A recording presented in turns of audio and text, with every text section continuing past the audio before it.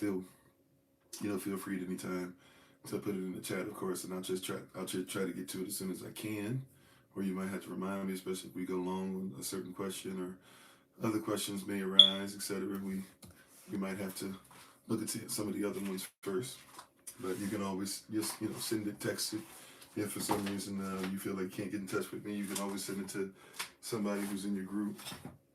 Um, Prayerfully, you guys, was we had a meeting last night after the live session in the evening, speaking on some of the stuff and speaking on some of the items going on in regions. So hopefully that'll help out with some of it too. Eventually, where you'll be able to go in the regions and stuff like that and see what's going on. Let's see, December 23rd, 2026.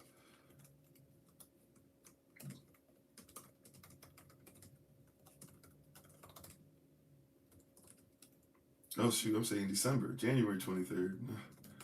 I finally got the 2026 right, but I got the month wrong. I don't know if anybody be dealing with that, man. Time flies and moves. It be taking me a minute to catch up. But they had the wrong date and everything on this piece. Okay.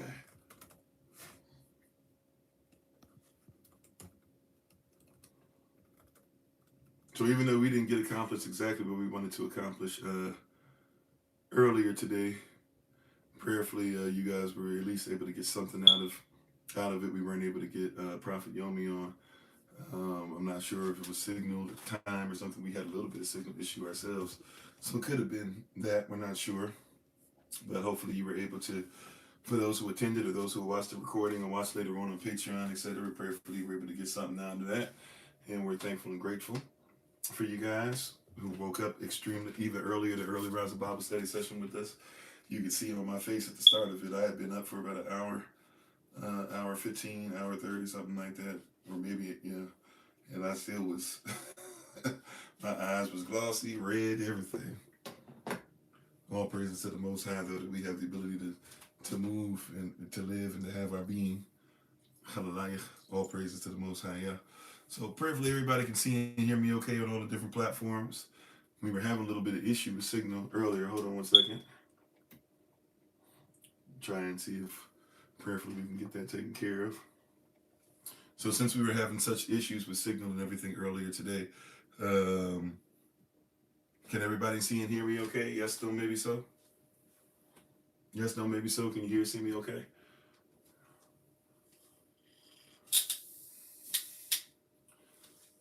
Yes. Okay, great. Yes. Alrighty. Okay. So we're going to go ahead and get ready to get started. Hallelujah. Hallelujah. All right. May the words of my mouth and the meditation of mine heart be acceptable in Yahweh's sight. He is our strength and our Redeemer, and it is in His name, which is His authority, that we pray, praise, proclaim, project, and protect today's message. Amen. Hola, mi nombre es Kofi. ¿Cómo está? Bonjour, me Kofi. Ça va? Ni hao, namaste. Hosaida Kitaboya, Ahayo, see you, Manut, Wagwan, Kamsamida, Aloha, Ciao, Onson, Privet, Habarigani, Akwaba, Madaase, Ketesen, Jambu, Bibidi Kofi, in the Farakukatana the Wewe, Bokurtav, greeting, grand risings, salutations, Bakwatav, Tedah, at Shigana Tisadaik, at Yichadasham, Anaik of Aik, Chillet to Servants of Christ, Mashanam Chi, Shalom, peace, everybody. I am Pastor Kofi, Pastor Servant of Christ, where we are always changing lives one mind at a time, by being the voice of the voiceless and speaking the unspoken. We're going to get ready to go ahead and get into our Q&A session for today. So thank you for being in attendance. Thank you for being on with us. Thank you for being attentive. We very much so appreciate you. We already have 2 questions lined up, but of course you can put your questions in the chat and I will get to them as soon as I possibly can. All praises to the Most High Yah. And hopefully all is well. We'll go up till about 11:30 a.m. New York time, and then tomorrow we'll get back into, technically this is part of our hashtag We Be the Nation Revelation series, but we take in every series and every other Thursday and Friday, we try to take a couple of days to do some Q&A. So we try to take a couple of days to give some time to you guys to ask questions, give questions, comments, and concerns, whether they be based off of the subject material or whether it be just based off of things you've heard, read, if it be scripture, pop culture, etc., etc. If you give me 1 second, I need to see if we can get you guys to hear one of the questions, or at least one of the questions was sent in. One of the questions was sent in via video in IG. So I want to see if we can get that question to pop up for you guys so you can hear it. And it'll be the first question out the gate. So let's see. How can I get this? I made sure I hearted it or liked it earlier. So I should be able to find it, right? Through that, but now I'm doing it on the computer, which is a whole different platform. And that means I don't know how to find it now. But I did send it, so maybe I can look through what was sent. Okay, now I can't find it through what was sent. I'm sorry, you guys. That's the first question. I can basically say what it says, but it'd be a lot better if we listen to what it had. Oh, okay, hold on. Messages. Let me see. I sent an attachment. So I should be able to play it, right? Okay. So real quick, before we start. Oh, what's going on? Oh. Okay. Can everybody hear this real quick before we get started? Can everybody hear? I think because it wasn't created. Hopefully everybody can hear that, all right?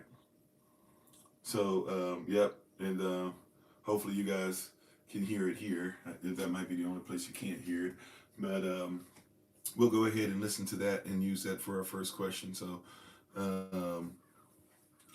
we'll get ready to get into that real quick for announcements for today. Thank you everybody who was already up with us early, 6 a.m. New York time. We didn't have exactly what we wanted to have happen, but I believe we had some pretty decent conversation. Then we're going to, let's see, after that, we're having our live session right now. Sisters, don't forget at 7 p.m. New York time will be the women's meeting, weekly women's meeting on Friday. And then we'll have our live session this evening. Also, to everyone, let us not forget that, for the brothers, tomorrow is our men's meeting, and we're going to start another watch party going back into, we do it every year because it's just a lot of information that's in this video, but our watch party will now be based off of Reclaiming the Throne, and we'll watch it on Tubi TV together. So if you're able to join us on Clapper, or we say always try to focus through Clapper, you're usually going to get a better presentation, but it might be on Clapper, it might be on our original TikTok channel. The only thing with the original TikTok channel is sometimes they take stuff down very quickly, so you might not be able to catch everything on there if they take us down. So Clapper is always the best way to go. I know sometimes it's more difficult to deal with. Sometimes it's a black screen when you first come in, but I promise you, the signal and everything will work out fine. So that's what we got going on this weekend. Also, we got our international meeting coming back up at 2 p.m. New York time for those that would like to attend. I'm going to put the information out for you guys, and we're going to call everybody who wants to be part of the WhatsApp group, the new WhatsApp group, the WhatsApp International group. We're going to make sure that we put that stuff out today. I said I was going to do it last night, but I gave persons enough time to make sure they uploaded the app. So pretty much this afternoon, we're going to make sure that we have that conversation and get ready to go with that. And prayerfully, everybody will be ready. And prayerfully, everybody will be, able to go with those things and be ready to do what the Most High says. And we're going to have some fun with that. So we're going to get ready to get into these first two questions, and whatever questions pop up. Thank you for being on. We'll go ahead and get ready to get started. If you're able to rise to your feet in reverence of Yahweh's word, we ask that you do so at this moment in time, or however you're able to reverence the word. And thank you once again for being on whichever platform you're on with us today. We once again give all honor and praise to the Most High. We give all honor and praise to my wife, the Honorable Maya, to the ministerial staff, moderators, SOC, Lottie Dyer, everybody, those who do things behind the scenes, front of the scenes, those who are listening for the first time, one time, and many watching live, watching later on. We are appreciative of everyone. Thank you for being on one more again. All right, let's go ahead and get started. So once again, we're going to say our Bible pledge in a sec. In the meantime, let's say shalom to everybody. How you doing? Shalom, Sister Dawn, Brother Keith, Sister Carla, uh, Sister Renee, Sister Beck, Josh. Oh, by the way, too, for those who were in anywhere in our Central North region, we're coming right outside of Detroit. For sure, May 30th might even be there. Well, my family will be there a couple days before, but we might even have a little bit of mini revival somewhere and a couple days leading up to. And we're also going to try to fellowship on Sunday as well. So if you guys are able to come and spend some time with us, worship with us, be there for Pentecost, we'd love to have you. So those in that area, don't forget that's coming up. We talked a little bit about that last night as well. How you doing, Sister Greta? How you doing, Akut Davarach? How you doing, Sister Jennifer? Minister Raj, by the way, Minister Raj, I sent a text out to you guys in the group. Everything should be to you guys. If it's not there this evening, it should be there like first thing in the rise, and I double check. So everything should be sent to you. And I'll try to see if I can maybe later find a tracking number, a routing number, and share that with you as well. But what you need for the stuff that you guys are going to be doing down there should be coming to your address. So should be there. How you doing, Brother Darius? How you doing? Uh-oh. Queen Lee Boston, I'm sorry. Name. It takes me a minute. How you doing, Sharon, by the way? What's the name? Starts with an R? Is it not Regina? Oh, man. Is it Regina? Feel like I'm in the ballpark. Jacqueline, Emerald, Bruno, Junior, Claire, Keith, and anybody, if I miss you, charge it to my head, not to my heart. We're appreciative of having you on. Thank you for being on. So let's go ahead and get started. We'll say our Bible pledge, and we'll jump right in. You can just put your Bible or your device or your right hand in the air. Just repeat after me. This is my Bible. This is my sword. In this will I trust. For Yehashua is Lord. No sword of God shall ever be heard. For this is my Bible. And this is Yah's word. Ad Sham Yechavach. Aman. When Yechavach Sham, his name, his authority, let it be done unto us. You may be seated or go back to what you're doing in the presence of the Most High, Yechavach Elohim. Alrighty, so we're gonna get to these questions. So first question that was presented was actually sent in, and so Brother Alex, this is your question. If you're not on with us, I didn't see your name pop up. Doesn't mean you're not on, but if you're not on as of yet, you can always go back and see us discuss this first, and then we'll come to the next person's question after that. So we're gonna listen through. This is an IG video that was sent to me. We're gonna listen, and then we're gonna go back through it. And the person, I was asked, what do I think about it? So let's go ahead and get into it. I watched it as I promised. I watched it yesterday. I watched it again this rising, and this is right down my alley. So I'm ready to go. And thank you for the reposts, all that stuff. Thank you so much. Donations, likes, shares, subscriptions, hit the notification tab. How you doing, Vinay or Vani? I still don't know how to say it exactly, but thank you for being on. All right, let's go ahead and we'll listen to the whole video, and then after that we'll let it play in pieces and we'll break it down, and then we'll get to the next question. All right, here we go. Okay, hold on. All right, let's try it again. Get your copy now or click the link in my bio. Proof they aren't the people of the book. Why doesn't Israeli Hebrew sound Semitic at all? אנחנו לא נוכל לחיות בארץ הזאת עם איסלאמו-נאצי אחד שכזה נשאר בעזה. Do you think because it wasn't created by someone who was Semitic? Yes, I said created. Let's get into it. So modern Hebrew, or Israeli Hebrew, has only been around for around 150 years or so. Before that, ancient Hebrew, or biblical Hebrew, was a non-spoken language for around 2,000 years. It was mostly used liturgically, so for prayer and for sacred texts, and sometimes in poetry or literature, but it was not spoken at all. In fact, the Talmud was not even written in Hebrew. It was written in Aramaic. So where When was Hebrew revived to what we hear today? So the revival of Hebrew as a spoken language is largely attributed to a Russian dude named Eliezer Yitzhak Perlman.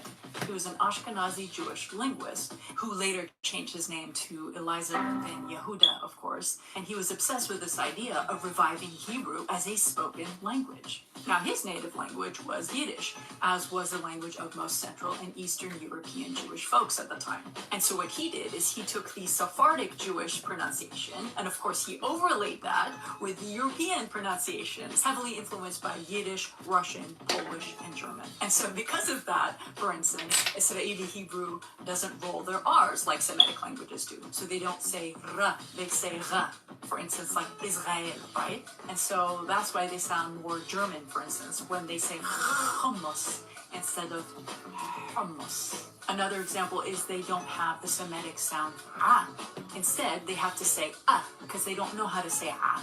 So instead of saying aliyah, they say aliyah. And so that's why the accent sounds so flat as opposed to Arabic-based dialects or ancient Hebrew. And by the way, this whole idea of Hebrew becoming a spoken language was actually frowned upon by the Orthodox and devout Jewish community, because to them, Hebrew was meant to be for prayer and sacred ceremonies. It wasn't meant to be used in everyday mundane contexts. But in the end, of course, because of the Zionist movement, this whole idea of having a specific language for this Jewish-only state was very, very enticing. And so in 1922, Britain declared modern Israeli Hebrew one of the 3 languages of the land, including Arabic and including English. Your family and friends will call you a liar. All right.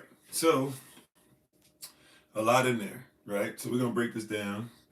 We're going to let pieces of it play, and then we'll go through this again, okay? But a lot in there. Some of it true. Some of it at least is in the right spirit of things. Some of it all over the place. Some of it, dead on. So let's deal with this again. We're going to break this down. Let's listen a little bit and go back through. And this is, by the way, sent to me. The person who made the video or put the video up is Yahi. Yahis very real. Or Yah is very real, excuse me.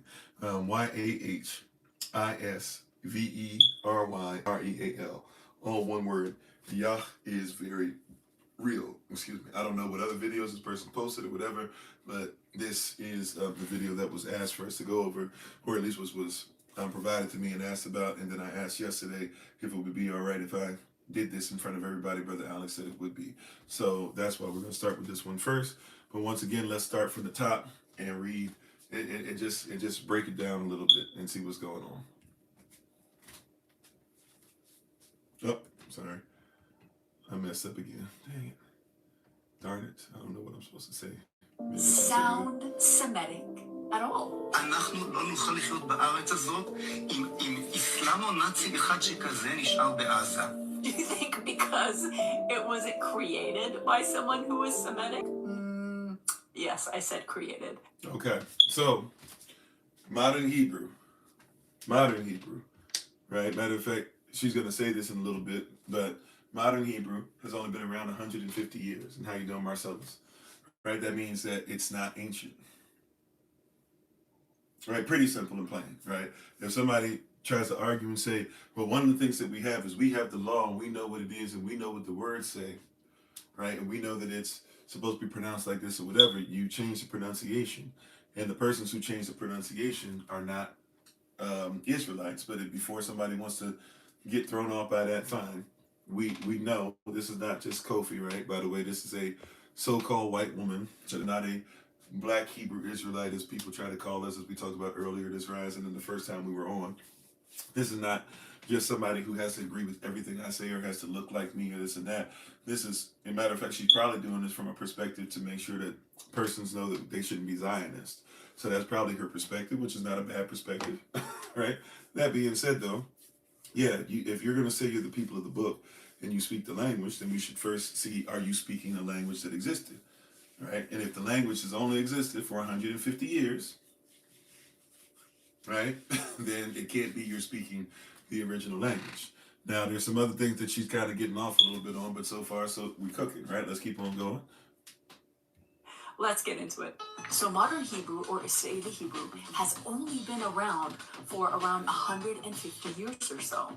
Before that, ancient Hebrew, or biblical Hebrew, was a non-spoken language for around 2,000 years. Okay, so this part doesn't make sense. In all honesty, this part's a little off. We're saying that before Christ came, so Christ himself wouldn't have spoke Hebrew, that Paul himself wouldn't have spoke Hebrew.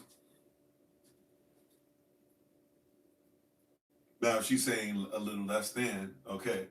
But she's talking about, if we're talking about 2000, we got to go back to when Christ is alive, or basic, at this point, maybe give or take to where Christ might have passed away at this point. Maybe. But if we go back, Christ exists, right? And persons spoke Hebrew. We know they spoke Hebrew in Israel, right? There's a weird thing of everybody spoke Aramaic. She's going to kind of contradict herself because she's going to talk about how even the Talmud is written in Aramaic. And if we know who Aramaic persons were, even in the biblical times, they were Aramic from Padan Aram. So really, the only argument you could make is that we were writing things in Aramaic is because you could say Abraham technically is Syrian, and really even his people, some of his people, if not even he himself, you might consider him to also be Aramic or Aramaic. Problem is though that we know that he wrote and got scrolls from his fathers in a language that we would call Avra or Hebrew, Ivrit. So we kind of had this weird thing that goes on where persons keep trying to talk about Aramaic. Aramaic persons are not speaking. They can, in fact, somewhat speak Hebrew. And we don't talk about the fact that Aramaic persons did not write in what we call Aramaic today, right? Or maybe kind of, sort of, we could say they had a language, but they actually, if we're talking about Abraham specifically and those family members, they're writing in Hebrew. Their fathers wrote in what we now call Hebrew. They would have called it Shemitic or Semitic language, which she brings up, right? It's a sound Shemitic. That's how she even starts off the video. She says, why is it that Israelites, or the persons who say they are Israel today, they speak, but they do not sound Shemitic. They do not roll their R's. They do not do certain things like that. How you doing, Brother Rodney? It is due to the fact that they are not speaking Shemitic. The language they're speaking is something. Now, she's going to say that it was a dead language or unspoken language for thousands of years, but we can't say it was unspoken altogether. Number one, because we have evidence of what we've talked about plenty of times in Spain and in Portugal and other places, including even Christopher Columbus. Persons are using Hebrew, or at least Hebrew dialect, to converse. So that's not 100% accurate. But also, we can't say that Orthodox, Jews or persons who hold on to the ancient beliefs, or really, if we say Orthodox, really what they always mean are persons of the East who are holding on to certain traditions, just like they do with Roman Christianity, right? Orthodox Christianity just means Eastern Rome. They kind of use the same mindset. But that being said, if you're saying the Orthodox still had it and they still wrote in it, and you said they still use it for prayer, so they look down upon using it just in everyday speaking, right? That particular sect of Israel, right, did not want to speak it all the time, but when they prayed in the original in Hebrew. So we can't say that it wasn't spoken at all, because we have incidents and evidence that it was spoken. Matter of fact, we can't say that for thousands of years nobody spoke it, because we have ancient archaeological digs that we've shown you some of even on YouTube before, where you can simply look up and see, oh, okay, they were writing in Hebrew, so you think they were writing in Hebrew but never spoke it.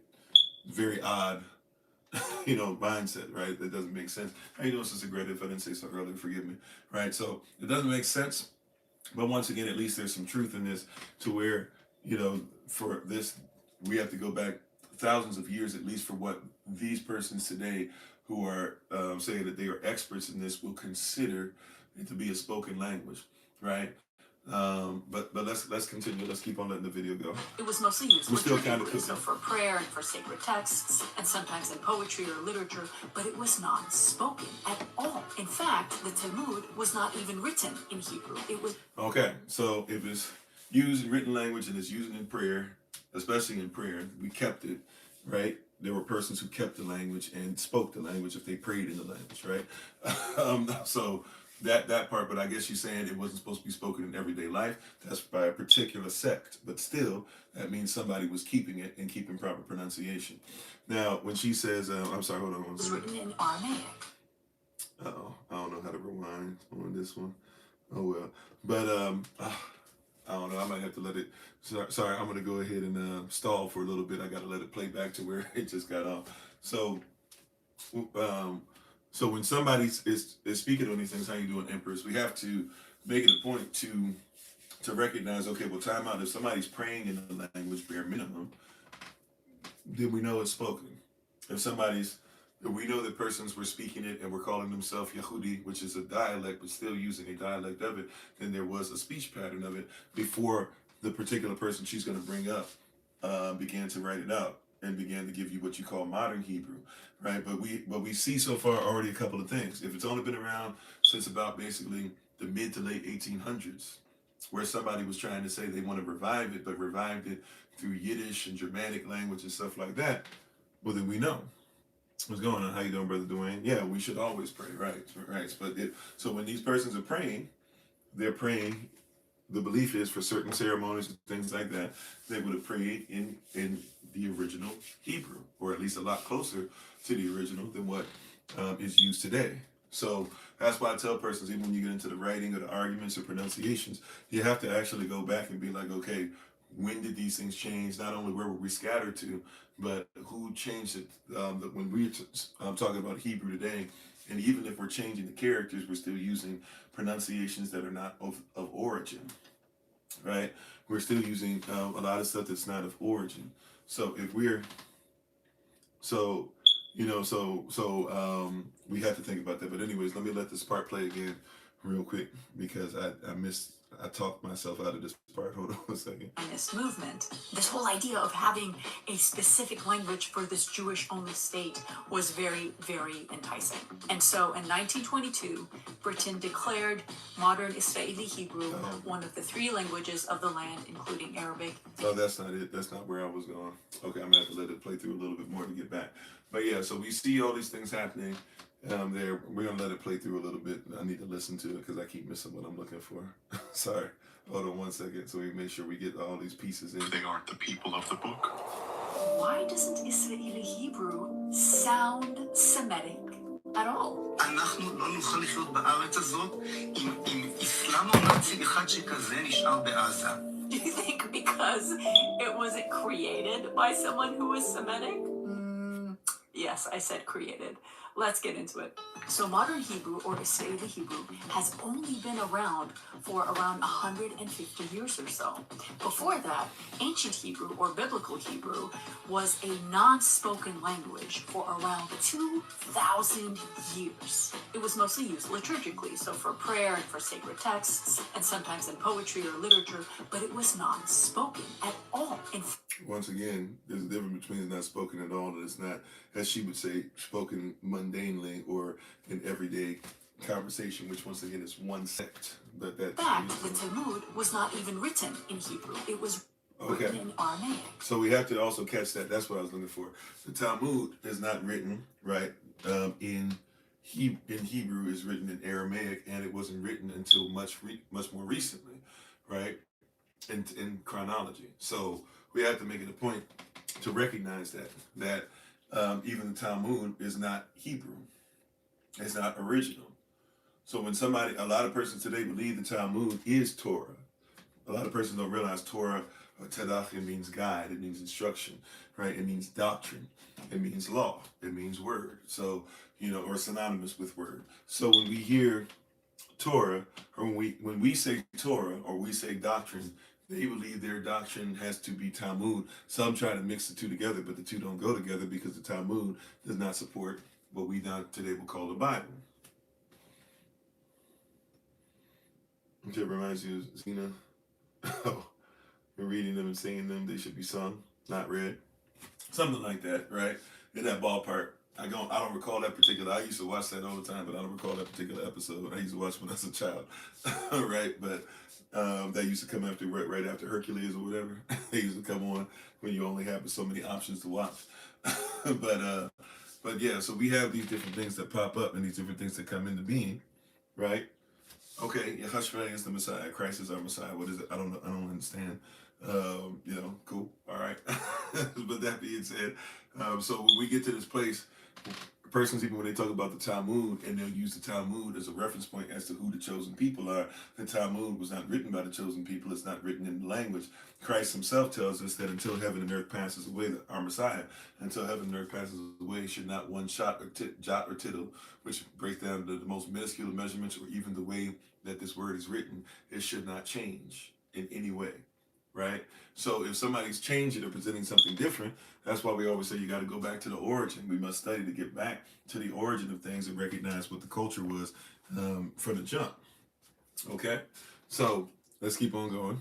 So when was Hebrew revived to what we hear today? So the revival of Hebrew as a spoken language is largely attributed to a Russian dude named Eliezer Yitzhak.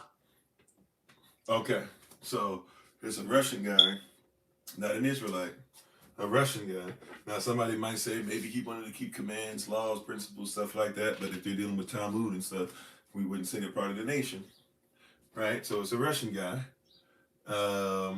Eliezer Yitzhak Perlman, right? You'll even hear persons with the name Perlman. They'll say, "Oh yeah, Perlman is an Israelite name." No, it's not. No, it's not, right? But Mr. Perlman was the one who wanted to make sure. And by the way, he's what? He's Russian. And he wanted to, so before somebody even says, this is where we get kind of like the questions we were talking about today earlier. Hey, how you doing, babe? My wife is on the Honor of Minds. Always check her out on TikTok, YouTube, and her website at Bloom and Flourish. Love you, babe. Thanks for being on. How you doing, Bilolo? Thanks for being part of the community. So this guy who's Russian. Now, the reason why I bring that up, if you recall, those of you who got up early with us, if you want to watch the recording later on, if you recall, we were watching a video. I'm sorry, we were doing a video, and we were going through different things that persons say, top 10 questions that confound Hebrew Israelites and stuff along those lines. And we have a problem when we get into that because we can't say these things without actually like looking into them. And one of the things that they kept saying over and over again was, oh yeah, they have to do this to tie themselves to something. They can't just let Jewish persons be. They're trying to bring up and revive a dead language, which is really pseudo etymology, pseudoscience, pseudo history they're using. They can't just accept who they are, yada, yada, yada. But they support Jewish persons who a Russian guy, who, just like we might change our names when we learn our culture, he decided to change his name too. And he decided to revive a so-called dead language and say that it was because they were his people. It's interesting that they would say we are wrong for doing so, but they would be exceptional for doing so. And this person, Eliezer Yitzhak Perlman, right, did not originally speak Hebrew. Matter of fact, he did not originally speak, from what she's saying, his people considered the language to be a non-spoken and dead language. Right? He lived from 1858 to 1922. Right? He lived long enough to see what's going to happen in 1922 happen. So I want you to put two and two together. He lived from 1858 to 1922. So that's important. Keep that in your mind. Right? Let's see what's going to happen in 1922. But let's keep on watching the video. He was an Ashkenazi Jewish linguist who later... Okay, so he's an Ashkenazi Jewish linguist, right? Ashkenazi Jewish linguist. So he says, hey, I'm a linguist, but they didn't speak this language. So that means what they call modern Hebrew today, nobody was speaking that until this guy exists. When was he born? 1858. When does he die? 1922. So he helps to develop a language. So we can't even say until like probably what, the 1860s, 1870s at best, this guy actually begins to start trying to bring about a language that they didn't speak. So for the Jewish person to tell you and I, well, you didn't even speak the language, but you didn't speak the language. Matter of fact, you still don't speak the language, as we'll hear. So let's keep on going. Changed his name to Eliezer ben Yehuda, of course. So now he's gone from Eliezer or Eliezer Yitzhak Perlman. Now he's known as Eliezer ben Yehuda, which he's saying he is Eliezer, son of Judah, right? So that's what he's trying to say. But that's what he's telling you and I, that who he is, right? He is now, he's a son of Israel, and he as a son of Israel has gone on this quest from Elohim, or else he would probably say Elohim himself, to make sure that he brings about the language. Okay, so let's keep on going. And he was obsessed with this idea of reviving Hebrew as a spoken language. Now, his native language was Yiddish, as was the language of most Central and Eastern European Jewish folks at the Okay, so Jewish folks at the time, Ashkenazi at the time, specifically, their main language is what? What's their main language? It's not it. It's not Hebrew. It's not Shemitic. Wait a minute, because Ashkenazis are Japheth anyway, but they're speaking what? What's their main language? There's other languages they speak, but what's the main language of the Jewish person of the late 1800s and the early 1900s? There we go. It's Yiddish. Okay, so if it's Yiddish, that's not Hebrew, is it? You see? That's not Hebrew. So, and how you doing, Sister Lawana? We gotta have honest dialogue now. They're not speaking Hebrew. That's not the main language they had. They're trying to bring back a Hebrew language, but they speak Yiddish, and they're doing so trying to use the characters of language that, once again, there are persons who have spoken, but according to them, they think nobody's spoken this for 2,000 years. They don't accept what we as Israelites even spoke. Isn't that interesting? They do not even accept what we speak. When we say this is what the Bible says, they say you don't even know how to sound it up. We don't accept what you say. Meanwhile, they didn't speak it.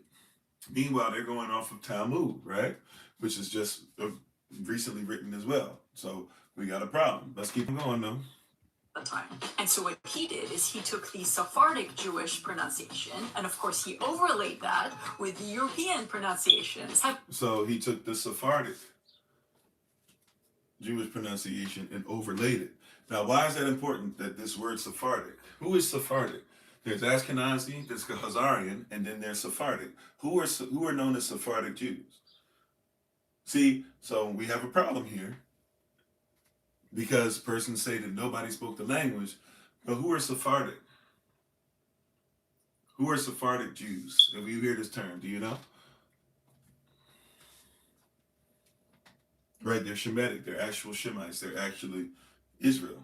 They're us. We would be Sephardic, so-called Sephardic Jews. So it says that he took, while they say that nobody was speaking this language for 2,000 years, somehow, some way, he took what we speak, which is known that we existed. It's known that we speak the language. It's known that this language didn't go anywhere, even when they tried to beat it out of us and stuff. Somehow, some way, we kept on to language and culture and writings. And it said they took how we pronounce the words and began to introduce it heavily and overlay it with Yiddish and German and other things that we're going to hear, right? Heavily influenced by Yiddish, Russian, Polish, and German. So Yiddish, Russian, Polish, and German. So basically what we spoke, if we just take this, right, this is why we say we got to know these things for ourselves. What she's saying here is that the Sephardic Jews, who are us, we're speaking our language still. And what those who were, what the Ashkenazi specifically here did, right, trying their best to slowly but surely eventually roll towards making Israel a state, which is at this point actually, Palestine is actually owned by England.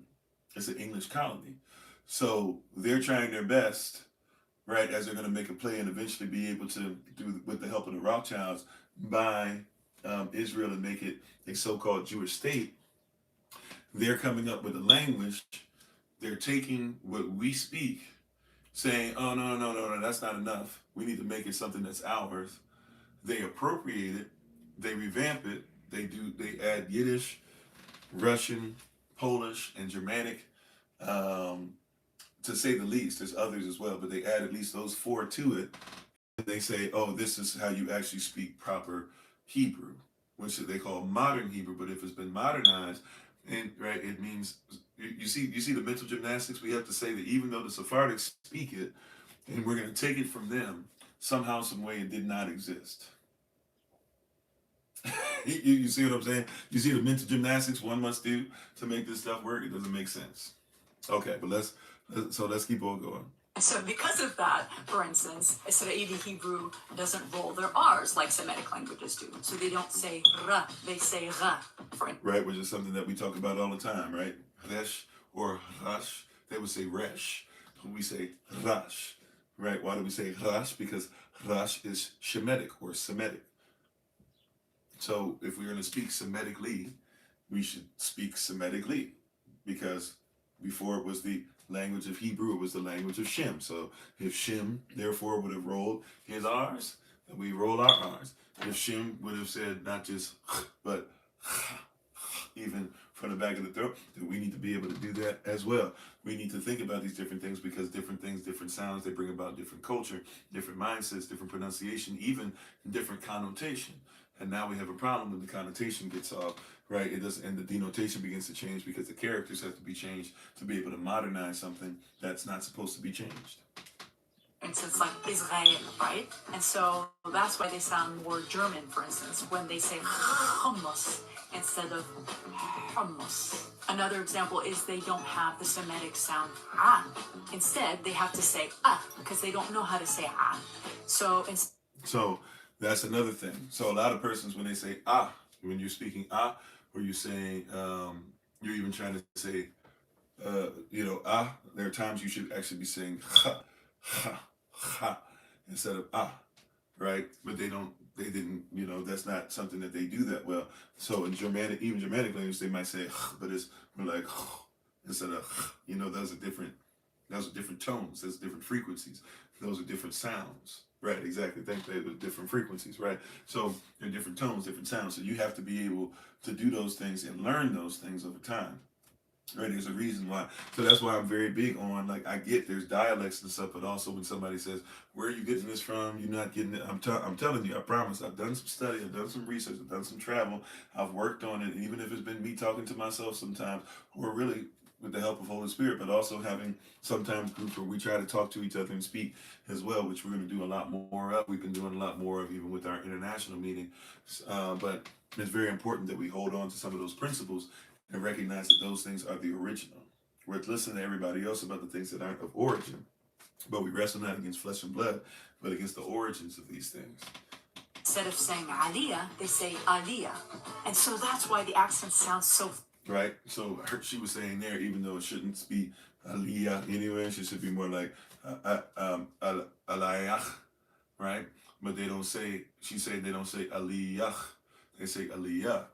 And this is where we hear some of us in our people, where you'll hear a person saying, like, instead of saying ishach or aishach, they'll say isha or aisha, because it's something that we're not used to, but that's culturally accurate. If you don't hear the at the end, then what's happening?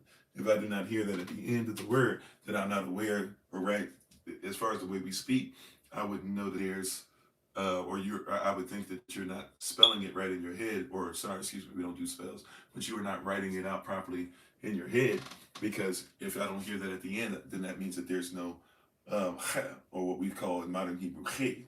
There's none of that sound, you see? So it's very important that we catch some of those things. Video almost over. Hold on one second. Flat, as opposed to Arabic-based dialects or ancient Hebrew. And by the way, this whole idea of Hebrew becoming a spoken language was actually frowned upon by the Orthodox and devout Jewish community, because to them, Hebrew was meant to be for prayer and sacred ceremonies. It wasn't meant to be used in everyday mundane contexts. But in the end... So this is kind of sort of accurate.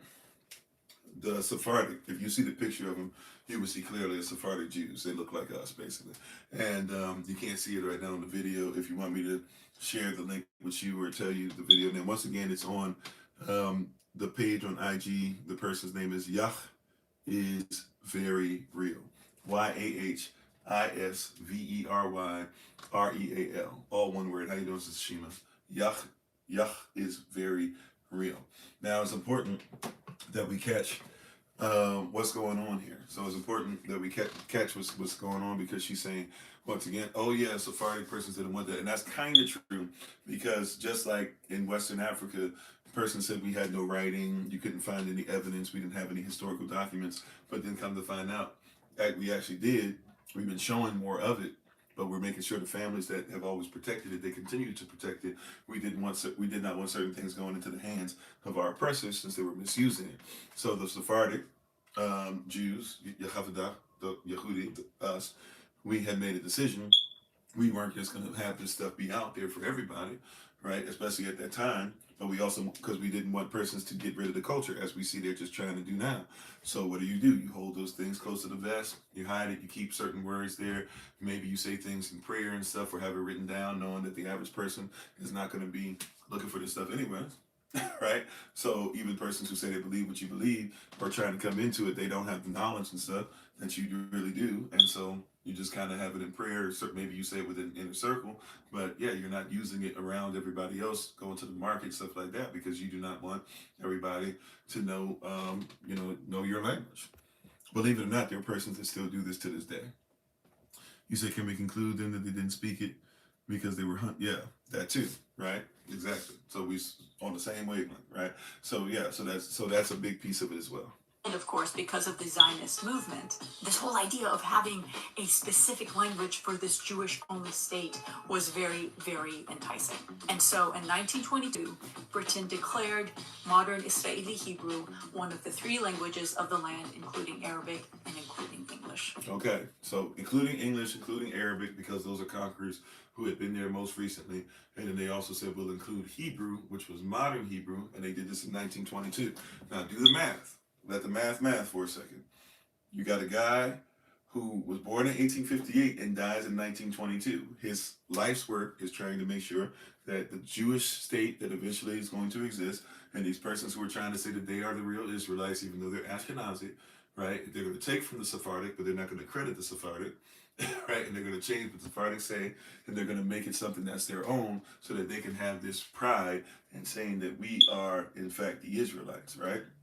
Okay, this person dies in 1922, and it is in 1922 that this language is fought for to become, part of the official language of Palestine, as persons are now trying to slowly but surely see if they can make their way over, and eventually England will sell it to those same persons and the Rothschild family, right, who are married into each other by this point, and they're going to make sure that they start doing the Star of David and all that stuff.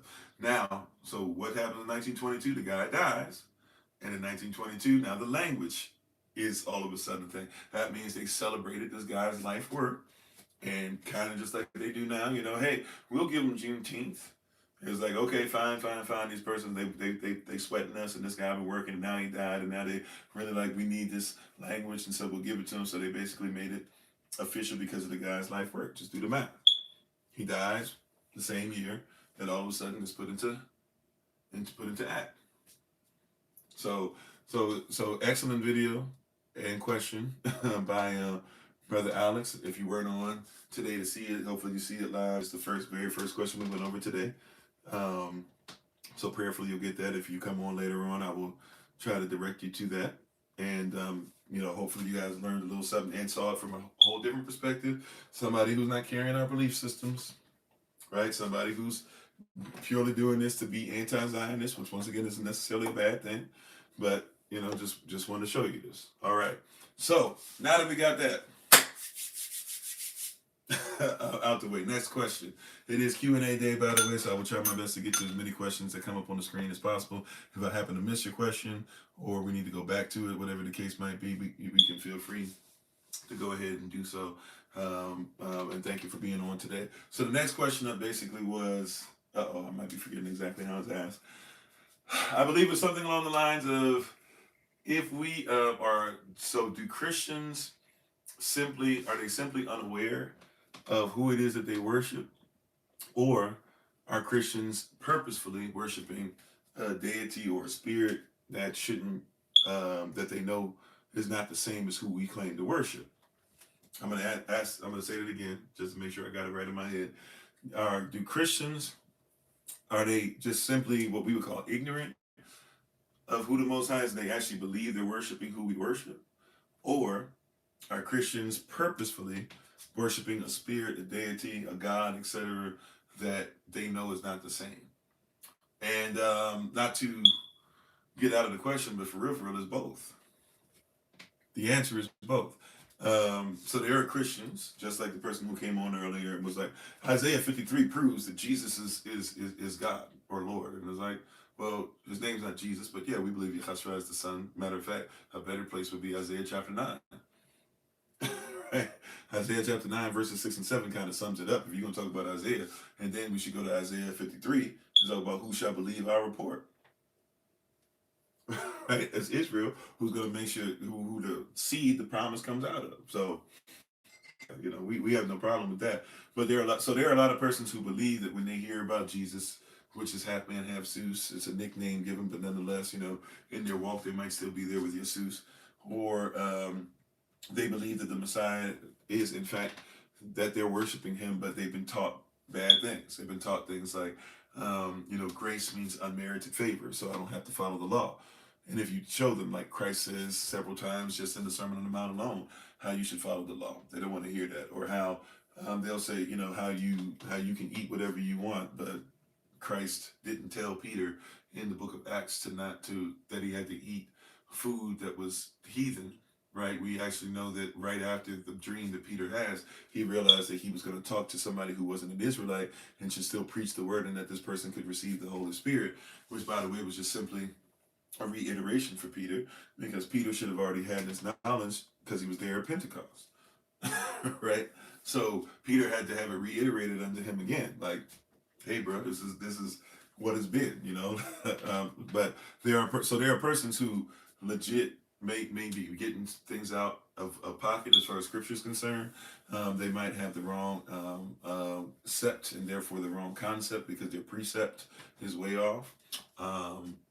There are persons who genuinely are seeking the Messiah and genuinely feel like even when they're coming against us, they believe they're defending him. And I actually applaud, as long as it's not, in an unrighteous fashion or something where you're trying to be disrespectful. I applaud a person for defending. I guess even if you want to be disrespectful, if you really believe you're defending your Messiah, feel free to defend him, right? Even unto the death.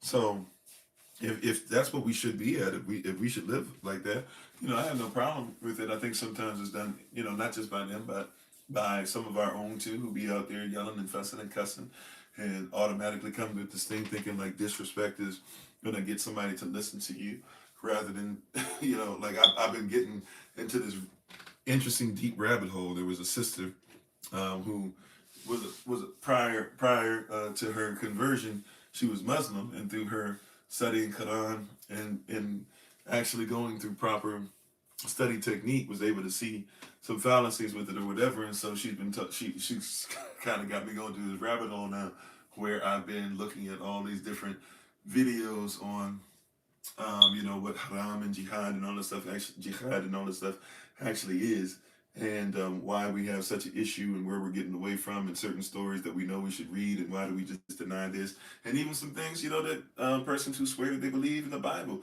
don't have correct, right? But it's been an interesting thing. But I say all that to say, because she's willing to just speak, and she speaks plainly, she's not beating around the bush, but because of the way that she gives the word out, it's a lot easier to receive.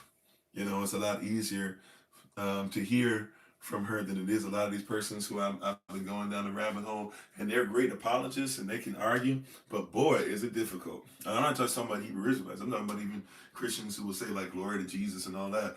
They be on it with some of the stuff that they're talking about in their argument, but man, is it difficult to listen to, because they're more concerned about like just being brash than they are about making sure somebody hears the word, right? Sometimes somebody can't hear the word because of where we are. So there can be many different reasons why somebody is coming into the faith, or even is in the faith, or was born and raised in the faith and can't receive. That's a big thing too. It's like a lot of persons were actually born and raised into Christianity.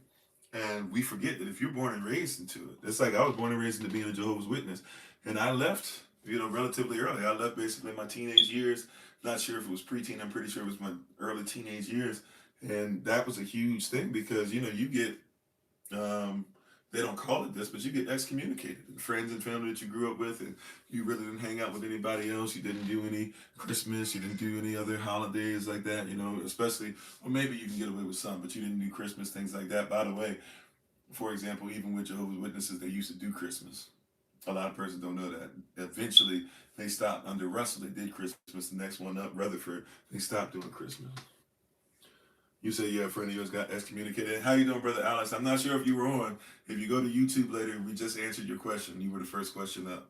And we even listened to the video and broke it down. Right? And how you doing, Sam? So yeah, so it can be very daunting for some. And by the way, it's not just that. Persons feel like that if they were coaching their whole life and all of a sudden they want to go to a Baptist church. Persons feel like that if they're Baptist and all of a sudden they want to go to a Free Will Baptist. Persons feel like that if they're Free Will Baptist and all of a sudden they want to be Methodist or AME. Methodists will go to non-denominational, but you better do some Methodist stuff because they feel like they have to do. You see what I'm saying? Like, okay, you heard it. Cool. So yeah. So you know, we have to take that into account too. There's a lot of stuff that happens where persons have that part where their heart is torn, or persons give them so much pressure. That's one of the reasons why I try my best. Like, there's a lot of persons who come into SOC who will listen for years and years and years. You know, not everybody, but there's persons who will listen for years and years and years. There's persons that do not agree with anything I'm saying at first. There's persons who still told me, man, I thought you were the most pompous, arrogant, this and that. Hey, you know, whatever. Doesn't stop me from doing what I do. You know, but hey, if that's how you felt, okay. But they say over time, they were able to listen, they were able to learn, they were able to study for themselves. They saw that we were giving the truth. They saw that it wasn't me, but it was Holy Spirit, and Holy Spirit, she don't miss. And after a while, it's like, okay, if it's the truth, it's the truth. And if it's the truth, we'll honor it, we'll live it. All praises to the Most High Yah. And I have no complaints, where I did not look at anybody bad or poorly for doing so. Now, there is another side, though, where whether it's because somebody is, quote, ignorant, unquote, or whether somebody is making a choice, there is another side that we have to talk about and be honest about, where there are a lot of persons who just simply, they do not worship who we worship, and they know better. We do not know better, but they know better.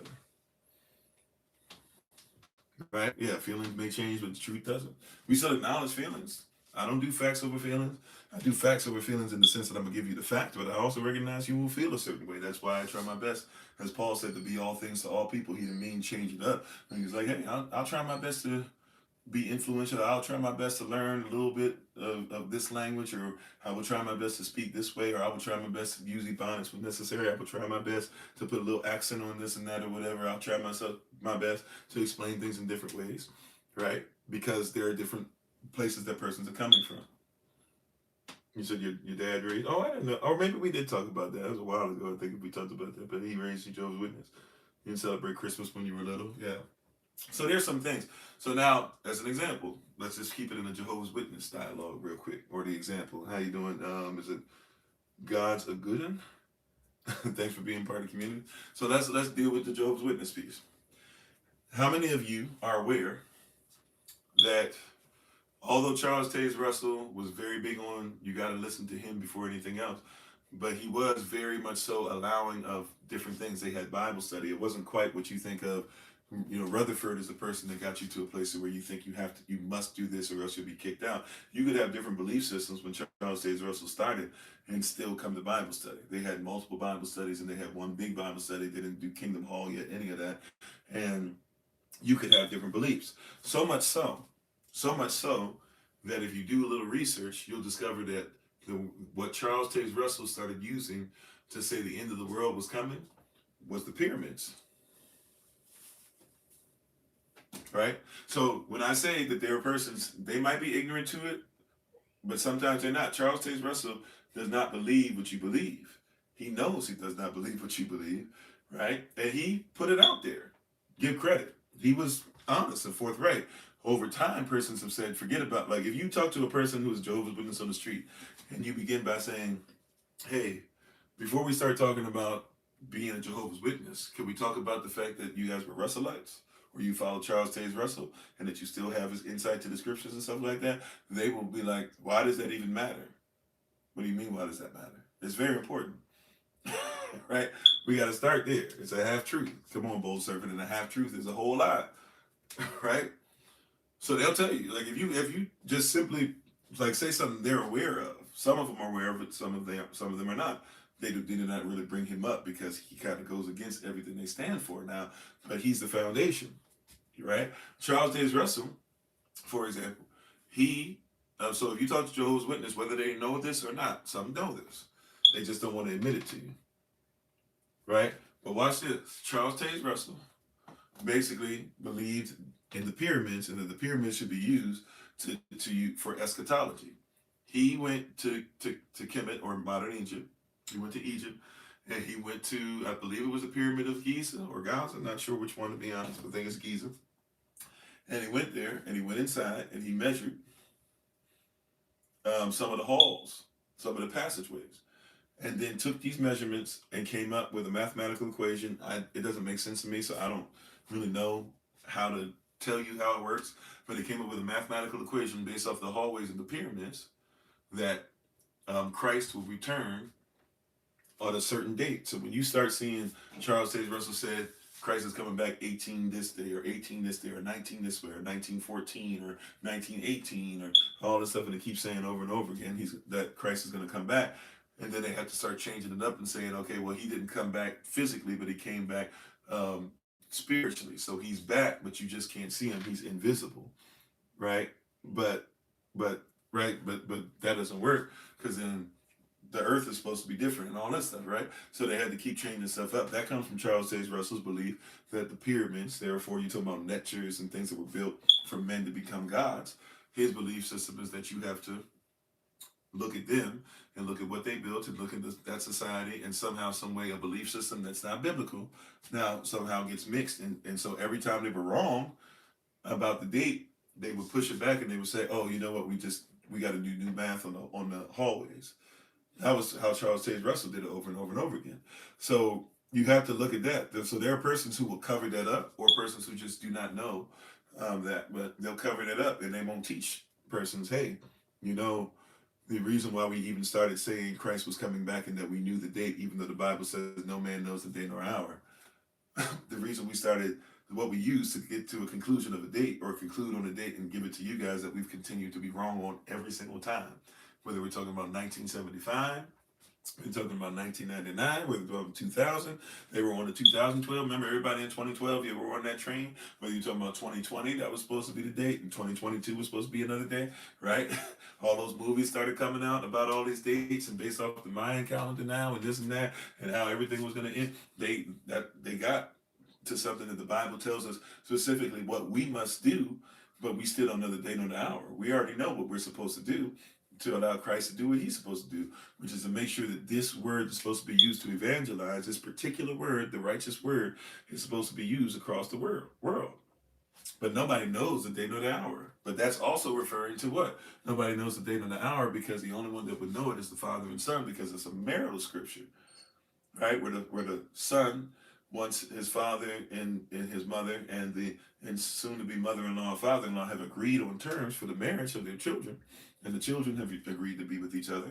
The wife prepares a place for her husband. The wife prepares herself for her husband, puts oil in her lamp every day. That's Matthew 25. The husband goes to prepare a place for his wife, attached to his father's house. That add-on for him and his bride that are going to live there in their early years of development and raising children, that's called a mansion. In my father's house there were many mansions. If it was not so, I would not have told you. That's a marital scripture. Both of those are marital scriptures, right?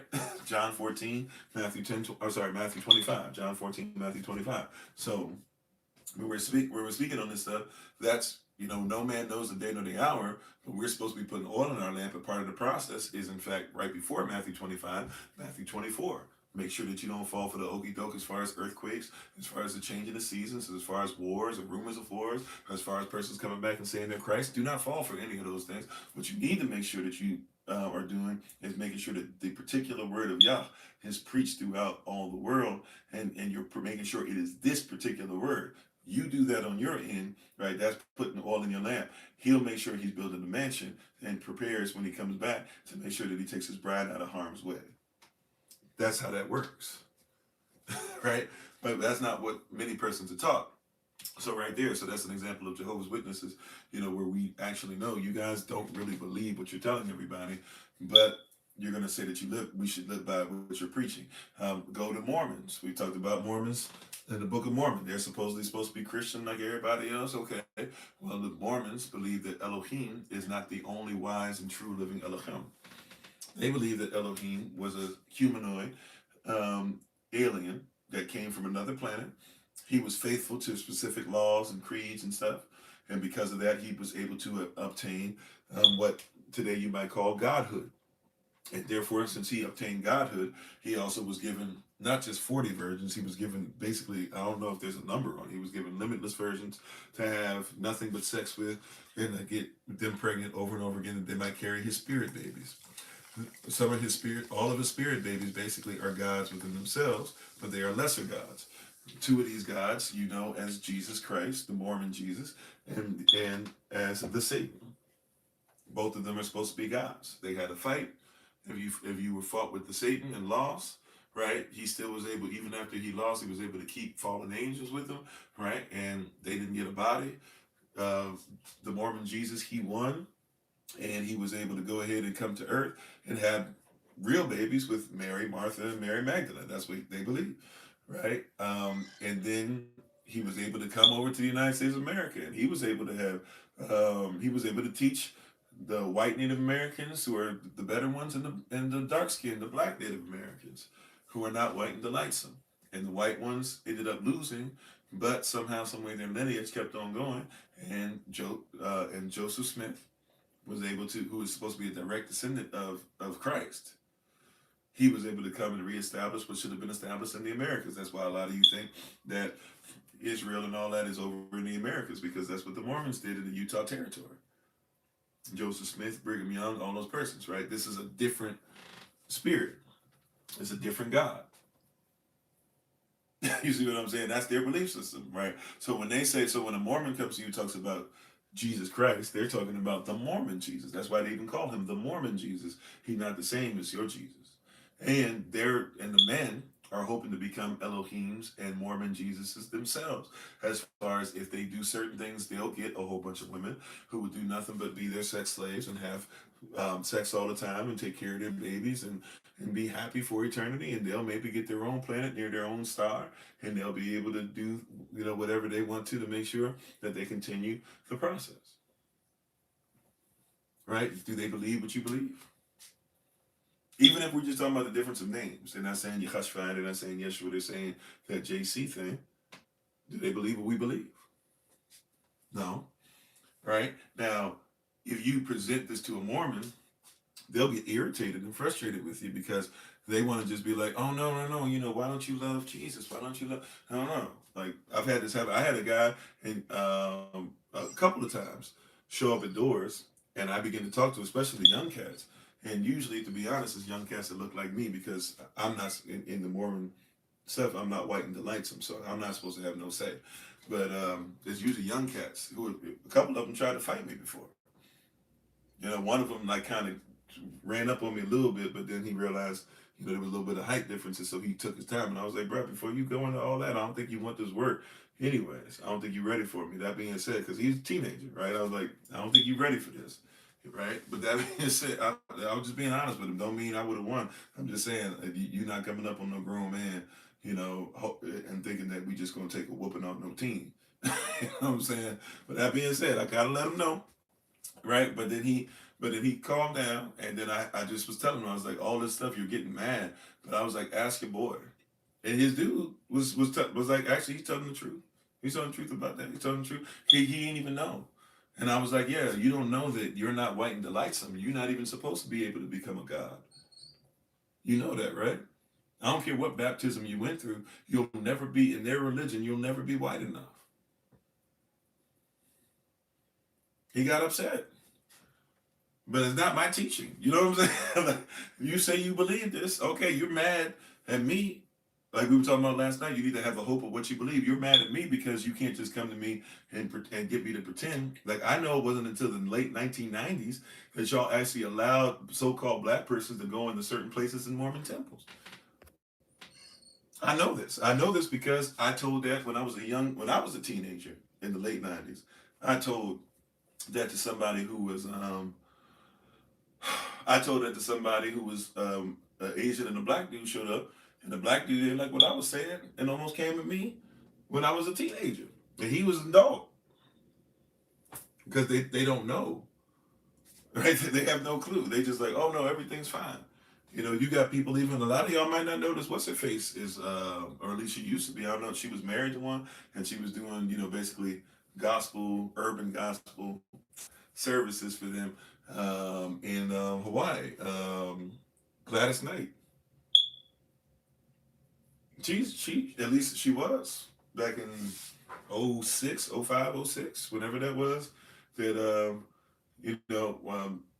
that I was with her or whatever, and she was on stage and she started going through the long stuff and talking about stuff, and I was like, oh, I didn't know you was. I didn't know all these people showed up for a Mormon experience. I didn't know this was what we signed up for, So I'm just like, oh, okay, this is kind of weird. But yeah, she went over this whole tangent talking about her stuff and talking about the Mormon Jesus and how she's so glad that her husband taught her what was righteous and all this stuff or whatever. And I ain't, it's whatever. But I'm just saying, yeah, like they don't teach you that, so you'll get into a thing and not realize, like you got to realize what's going on there. Same thing when somebody says like Orthodox Christianity. Do you know what that actually means? It doesn't mean that it's better than Roman Catholicism, or we do this weird thing where it's like Roman Catholicism. We don't realize what we call Roman Catholicism is just basically iron and clay mixing in the West, and what we call Orthodox Christianity is iron and clay mixing in the East. Right? This is why you go to a lot of Eastern churches and you'll see Alexander the Great. Why? Because Alexander the Great was worshipped, so you still worship. You know what I'm saying? Like, if you go certain places in Africa, they're heavily influenced. Their Christianity there is heavily influenced by Eastern Eastern or Orthodox Christianity. How you doing, Miss Ladybug? And thank y'all for the love. So we're not saying anything crazy or crucial or like something that's like way out of pocket. We're trying to tell you some things. So there, we can keep on going down the list. Persons who are into Martin Luther. Martin Luther never wanted to stop being Roman Catholic. So if you're a Lutheran, you're using his name, but you're still Roman Catholic. You still do everything just about that the Roman Catholics did, right? If you're Presbyterian, you ain't that far either, right? If you're somebody who's into, what's the word that they use? What would we call it? Predestination. Predestination was not originally written in the Bible. If you're into predestination, that's more doctrine of discovery and also allowing you to do whatever you want. Because those who believe in predestination believe no matter what you do. It's not that persons have the wrong thought process with predestination. Predestination is not. It does not matter what you do.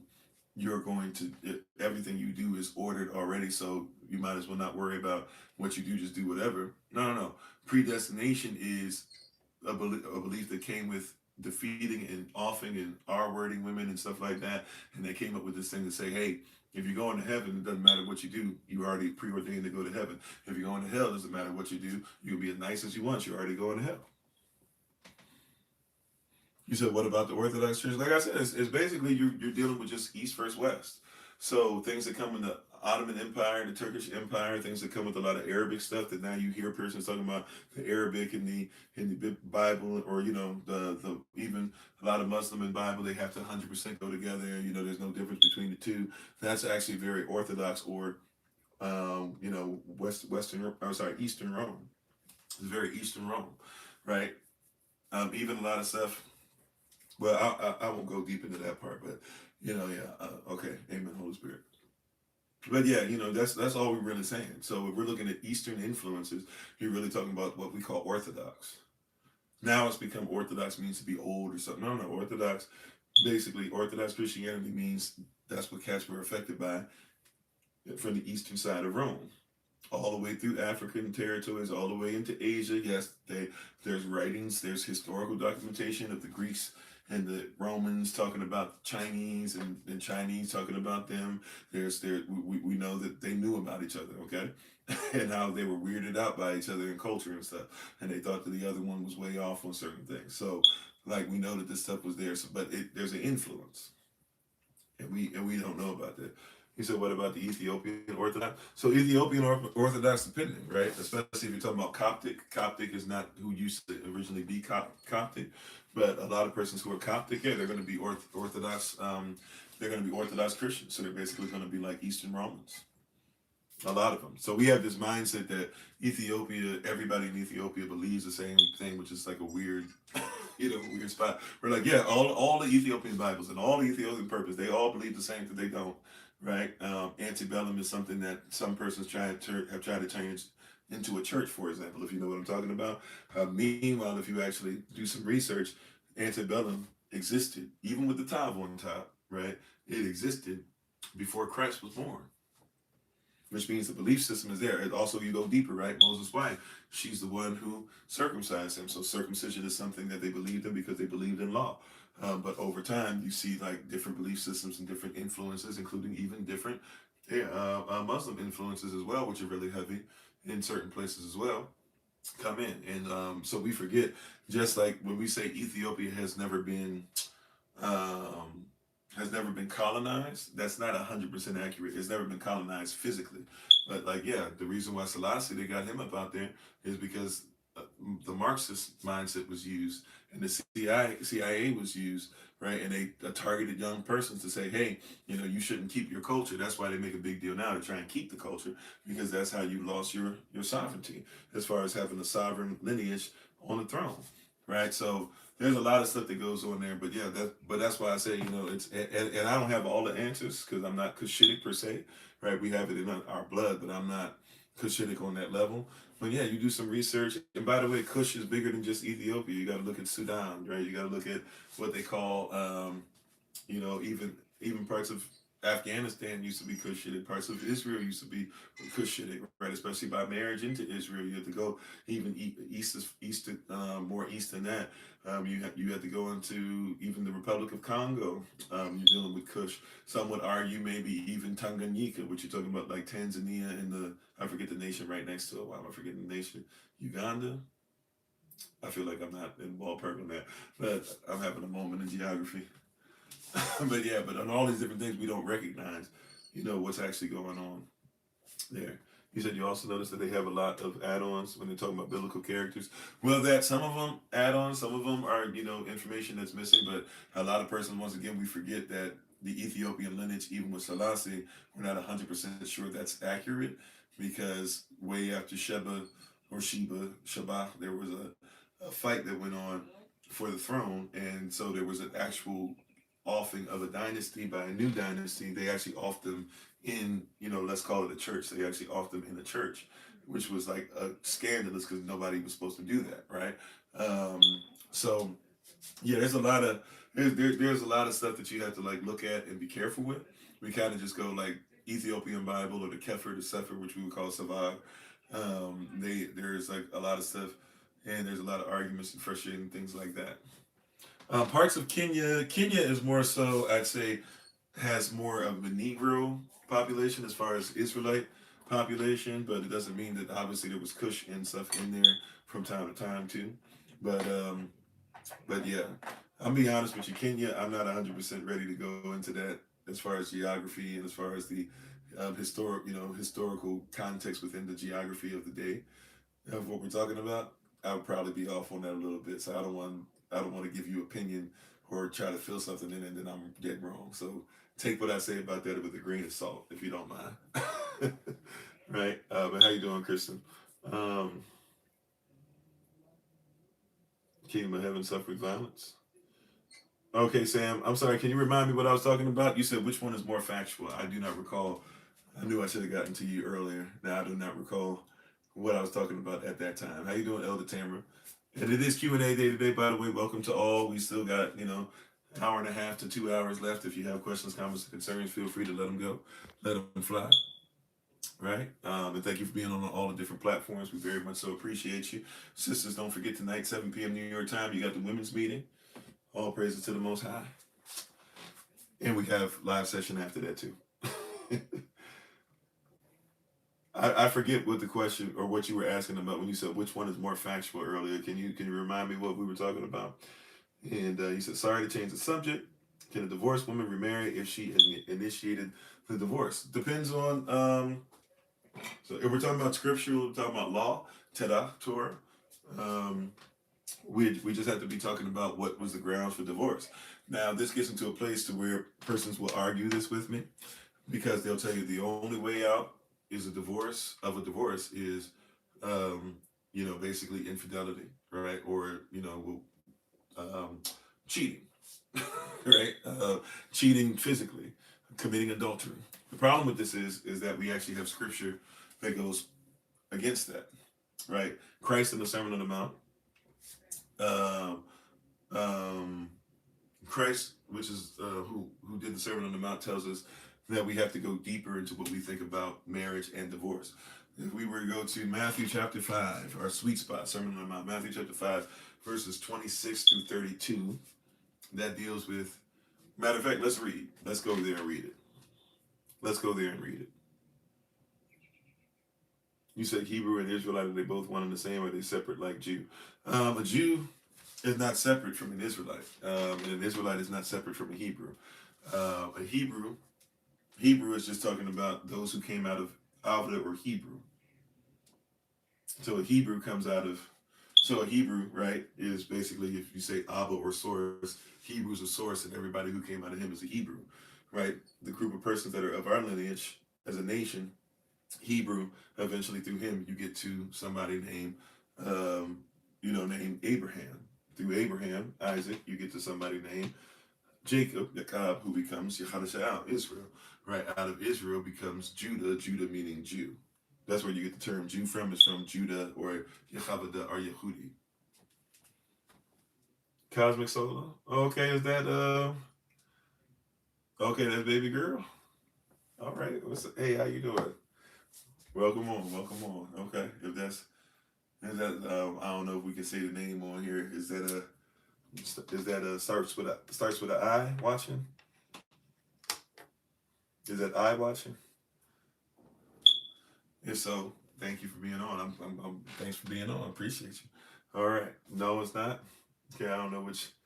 Oh, Solo. That's is that That's Solomon. I'm sorry. Shoot. My fault, sir. I didn't know which one it was. Okay. Well, I'm glad to have you. I didn't know you were weak. Okay. You have another TikTok? You got so many TikTok channels, sir. I gotta figure out which. I'll be posting stuff for you. I don't know. Okay. Well, all right. As long as you want. Thank you for being on. Thank you for being up. Thanks for being awake and being in tune with the word. Okay. So Cosmic Solo 18. I gotta write that down so I recognize that later. That's another one. At least I don't think I've seen that one before. Cosmic Solo 18. Okay. All right, so we're going to have to go through your stuff and see how many of these things are up. My greatness. Okay. All right. All praises to the Most High. Thank you, son, for being on. Okay. All right, so here we go.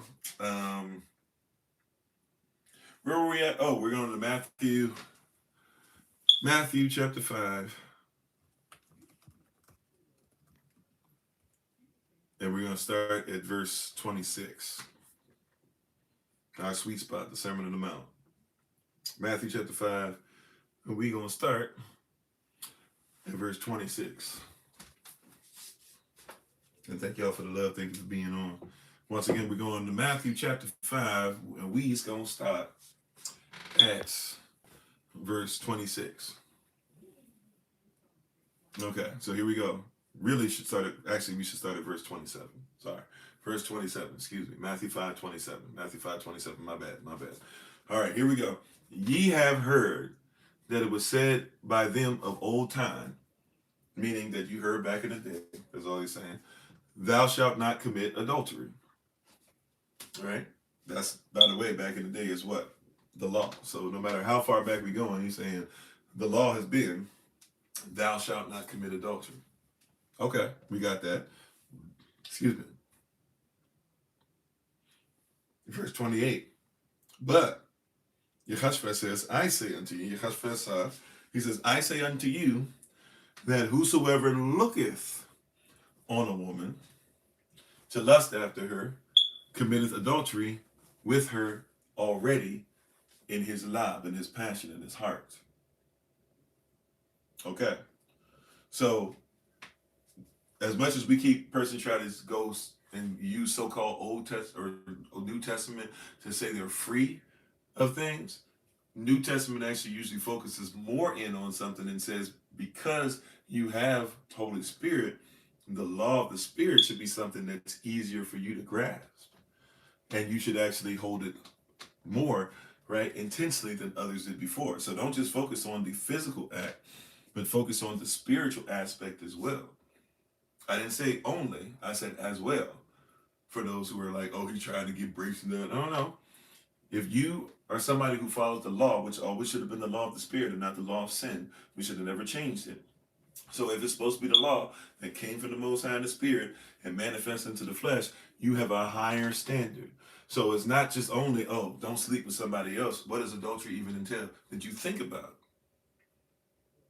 it? And by the way, just about everybody, no matter how long you've been married, truth be told, even if it was for a half second, has had some kind of weird thought, maybe that's entered into your head, right? Repentance. And recognize that if you're not willing to say that you have the ability to sin, you could easily fall for the very sins that you're willing to chastise others for, right? Okay, so verse 28, but I say unto you that whosoever looketh on a woman to lust after her hath committed adultery with her already in his heart. You said your Bible starts at verse 31? Okay, well, I don't know. Is it NIV or something? What it might be, it's a different version, for sure, right? Not sure, right? Now watch this, Matthew 5:29, it says, and if, or if you just talking about the divorcement, the divorcement piece, but we're still not at the divorcement piece. Oh yeah, NIV, that makes sense, because once again, they change stuff up, because they don't believe, that comes from the Alexandrian Bible, they don't believe in Christ as being the same as the Most High. So there's certain things that are changed and moved around, certain verses that are put in different places or whatever. But either way, as long as you find it, Matthew 5:29, and if thy right eye offend thee, if you're having a problem with just your right eye, you trying to look at somebody right on the low, pluck it out and cast it from thee, right? For it is profitable for thee that one of thy members should perish, and not that thy whole body should be cast into hell. It's better that you, if you have anything in you, by the way, this is not a literal thing to do. So I have to say that just to protect myself. Somebody out there is crazy enough to be like, Pastor Kofi told me to pluck my eye out. No, he didn't.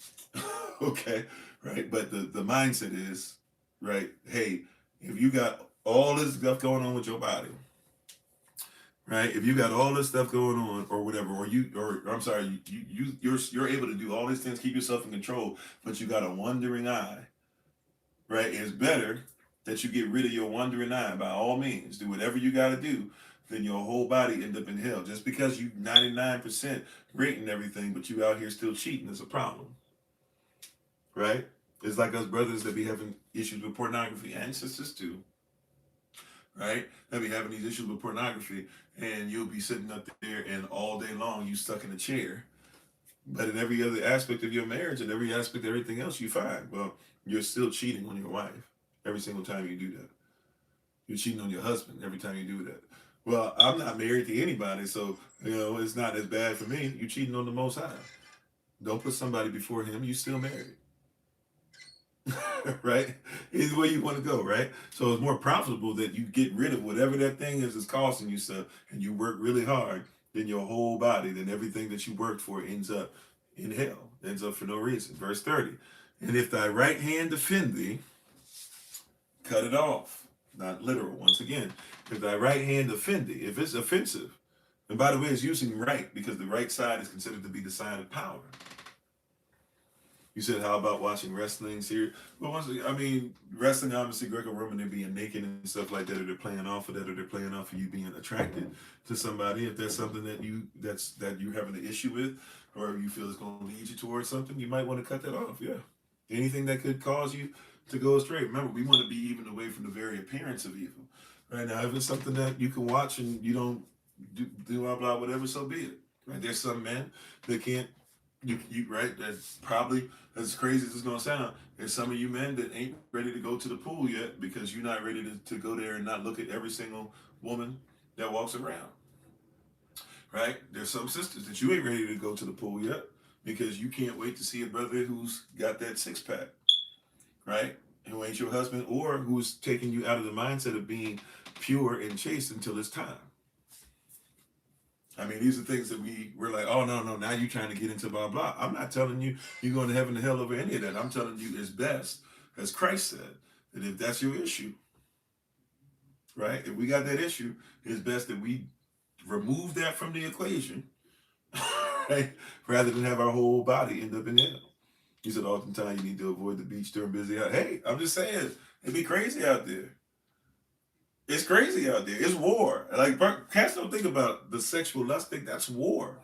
We war in the flesh against some of this stuff. Yeah, except the Lord build a house. That's great, right? But it's war out here. You know, like you, the beach is not like modesty at the beach is even amongst believers a lot of times is a foregone conclusion. I'm not saying you shouldn't be able to see, but there's a difference between okay, you got a 2 piece on, and wait a minute, like we can see we can see 2 sets of lips.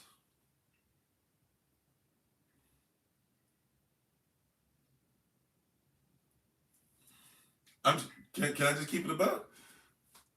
I know. I'm trying to be as nice as I can say it.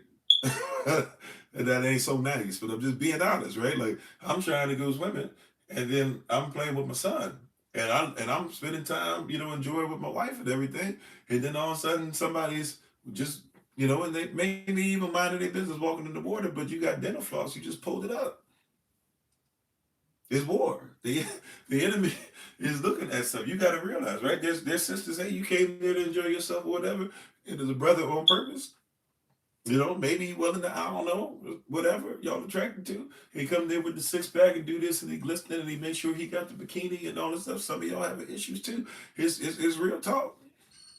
We've been so over sexualized and hypersexualized. And that now in certain cultures, what do? You go to the beach. Everybody's supposed to be nude. The nudist beach.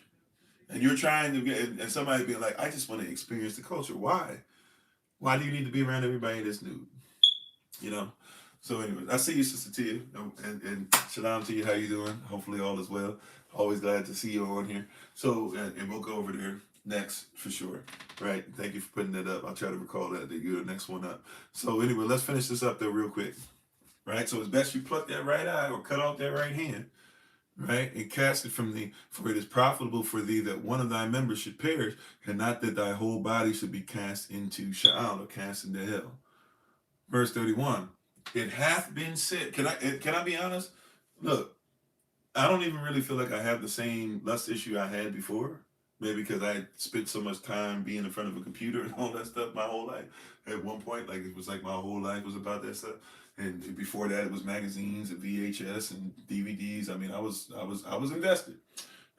Right. That being said, as much as persons think this is gonna sound weird to be like, you just don't have any power. No, like I just do this. If I go somewhere and I see somebody wearing something crazy in the store doing something, you know what? Turn my back.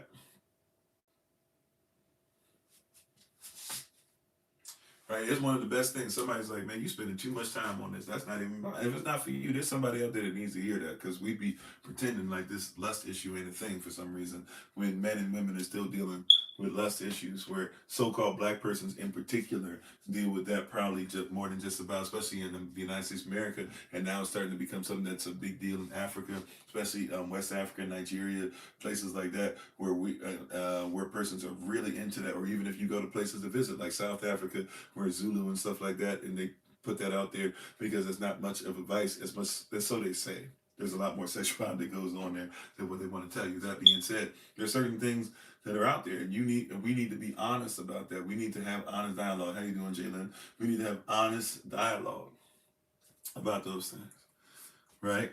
This stuff is put in your face for a reason. This is not just random. This is not just, oh, it's my expression, my body, my blah, blah. No, like this is a war tactic. It's spiritual warfare. All right. So anyway, verse 31. It hath been said, Matthew 5:31, it hath been said, whosoever shall put away his wife let him give her a writing of divorcement. It hath been said. He didn't say it hasn't been said. He's not saying it's not lawful. He said it hath been said. But he about to take it to the next level. Verse 32, he says, but I say unto you that whosoever shall put away his wife, saving, except for saving, the cause of fornication, causeth her to commit adultery, and whosoever shall marry her that is divorced committeth adultery. All right, so watch this. So fornication. Now we just go adultery, adultery, adultery, adultery. But what about fornication? What is fornication? Fornication, even in the Greek, is a word that we've been actually talking about already, which is porneia, which we refer to nowadays as pornography. Now, it wasn't just what was written on shards or what we find on some old, relics or ancient relics and things like that through archaeological digs. We also talk about this as far. This is also referring to, if we're talking about, if we're talking about porneia or pornography, porneia was considered to be a false image of marriage because sex is marriage and marriage is sex. That's cultural. Sex is marriage, marriage is sex. So pornography is basically a false image of marriage. That's what it is. How you doing, Roots? How you doing? Right? So pornography is a false image of marriage. That's what we're talking about. We're not talking about a whole bunch of other stuff. Pornography is what? Is a false image of marriage. So anything that we're seeing that is false, see? So if somebody is not living up to what the standard is, right? Now we once again, we would be a community and a society. We would bring this before a group to help us to make this decision. We don't just walk out on our own, which is something that's missing. But yeah, we should recognize that any false image. So if somebody is hitting their wife, is that Yahweh's image of marriage or is it a false image of marriage?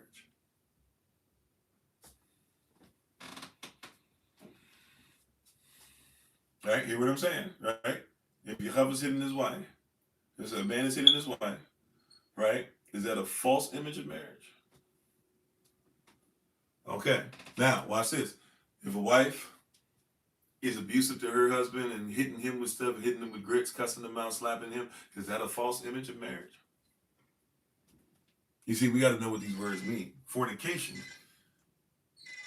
is what you should be worried about because fornication doesn't mean shacking up. Fornication includes shacking up because it's a false image of marriage, right? If somebody's having sex with multiple persons and trying to say, I'm allowed to have this many husbands and this many wives, is that a false image of marriage? If you put your children before your spouse, is that a false image? You see what I'm saying? So what would happen culturally is if somebody is going through a false image of marriage, right, which basically we could say is even an idol, in a sense, right? Or there's something carved out and we're trying to call it marriage because marriage, the mystery of marriage is that it represents Christ in the assembly. Right? That's what fornication is. It doesn't say in Matthew 5:31, if you commit adultery. It says if you commit fornication.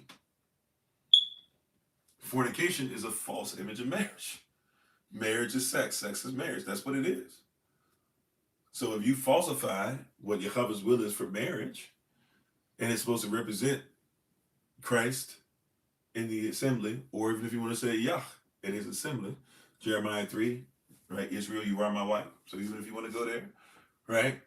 If we are doing, this is why even there's a lot of scriptures that talk about Israel whoring herself or looking to buy stuff from harlots, right? Because if we step out of line with Yah, it's the same as stepping out of line with our husband, or right? So anything that is considered to be a false image of marriage is fornication. I know what persons have turned it into in modern times. I'm telling you what it is. Anything that is you hear me, beloved? Anything that is a false image of marriage is fornication. All right. So save, right? And what's the reason? And by the way, once again, context is king. Why would Yehoshua even say this? Why does he even have to speak on this? You would think this would be common sense, but why does he have to speak on this? Why does he have to preach this? And how you doing, Money Green? How you doing? Is it Richie Rich? The reason why he has to do this is because persons were taking so much time. Like, a lot of persons might not know this, but a lot of men were actually divorcing their wives at such a rate at this time, and even beforehand, that basically Moses had to actually ask permission. So let's go way before. Moses had to basically come up with a law, or had to ask, and the Most High allowed him to give a law of divorce. Christ even talks about that, how it was never Yahweh's will that divorce would even be a thing, but men were divorcing their wives because under the law, you can't just have another wife. And this was something that had been problematic in Kemet. This had been something that had been problematic, and persons were trying to do some of the same type stuff. So to protect women, because what would happen is, well, I want to be able to sleep with another woman. So you can't just sleep with another woman. It's adultery. You could die. So what do? Well, okay, she cheated on me. Right? No proof, no evidence. Or she's not doing her wifely duty. She won't have sex with me. No proof, no evidence. Or, right? Even with the woman who was about to get stoned and he wrote in the sand, she was committing, more than likely, how you doing, Radio Prince? More than likely, she's committing adultery. Simultaneously, though, while she's committing adultery, there's a man there too. And you don't see that they drug the man out there, right? Our sisters were not protected. As they still tell us to this day, they do not feel protected, right? But in that moment, especially, we can see she's not protected. So Christ protects her and says, hey, go away and sin no more. He says, he says, in essence, everybody who's accused you has left. When I said, let he who's without sin cast the first stone, and I myself, therefore, am still here, but I will not stone you because I'm not with sin. I have no sin. But I just say, go away and sin no more. And she got her life together, right? At least hopefully so. A lot of persons believe that's one and the same as Mary Magdalene. We're not 100% sure on that, but so goes the tradition, the traditional teaching, right? But so fornication, a false image of marriage, is extremely necessary to talk about, because there were persons that were still doing stuff like this just to try and make sure they can get to the next one, or they could legally or lawfully get away with however many they were trying to have sex with behind the scenes. So Christ had made it a point to say the only reason why Moses was even given permission to do that was to protect our sisters. But the reality is, Yah doesn't really like divorce at all. But if somebody's going to do something that's harmful, sure. But don't just get what was going on is persons were trying to find every excuse, and persons do that all the time. Oh, we just don't get along anymore. Got to figure that out. That's not an excuse. There are persons that don't get along for 5 years and still are able to make it work for 50. You know what I'm saying? Right? But person be like, oh, we just don't get along. We just don't talk. I need somebody else. I haven't slept with my wife this long. I haven't slept with my husband this long. But that's you guys got to figure that out. Yeah. But that's not a reason to walk out the door. I don't like being here anymore. There's gonna be days you don't like being at your job. It doesn't mean you don't show up. Right? Right? I'm just saying. That's right. The heart is deceitful above all things and desperately wicked. How you doing, Tabitha?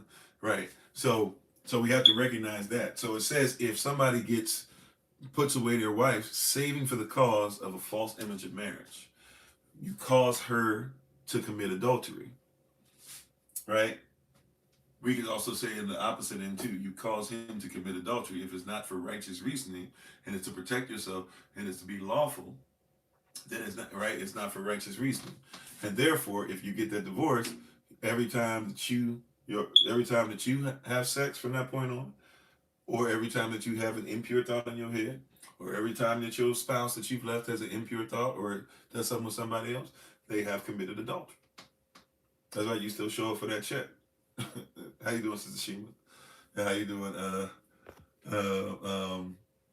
Is it Luke? right? Shalom to all, right? So if you'll still show up for that check, there's some things that happen in the marriage that marriage still, that bond is still there. You know, even when you're not getting along with your spouse, Yahweh is still blessing or barak. You know that, right? Like he's still looking over your union. You know, when you had that argument and you went to sleep last night and you ain't talked to him and you slept on the couch or whatever, Yahweh still is looking at that union.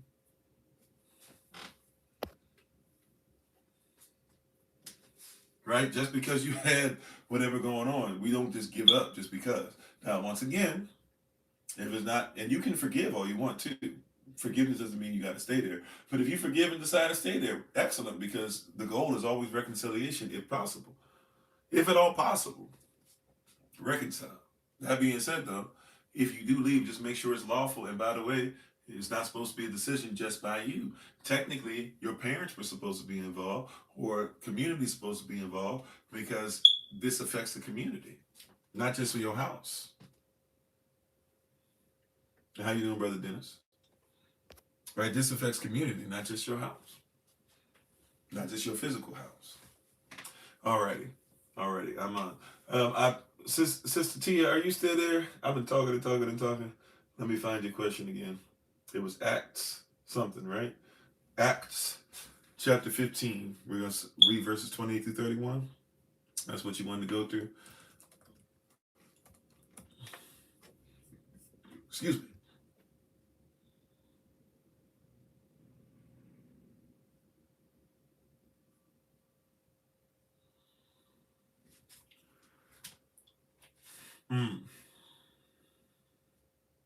Okay, we're going to go back a little bit.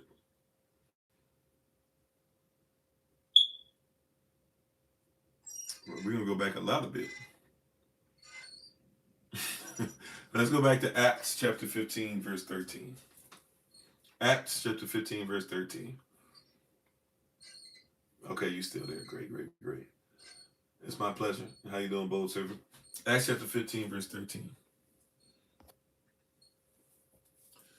Okay, Luke, well, if you're confused, today is Q&A session. So today's Q&A day. We're talking about things of anybody can ask a question, but we're going to come through the cultural prism of those who believe in Tanakh or Torah, believe in the Bible and the doctrine is what it's supposed to be, through a prism of the original persons who wrote it and founded it.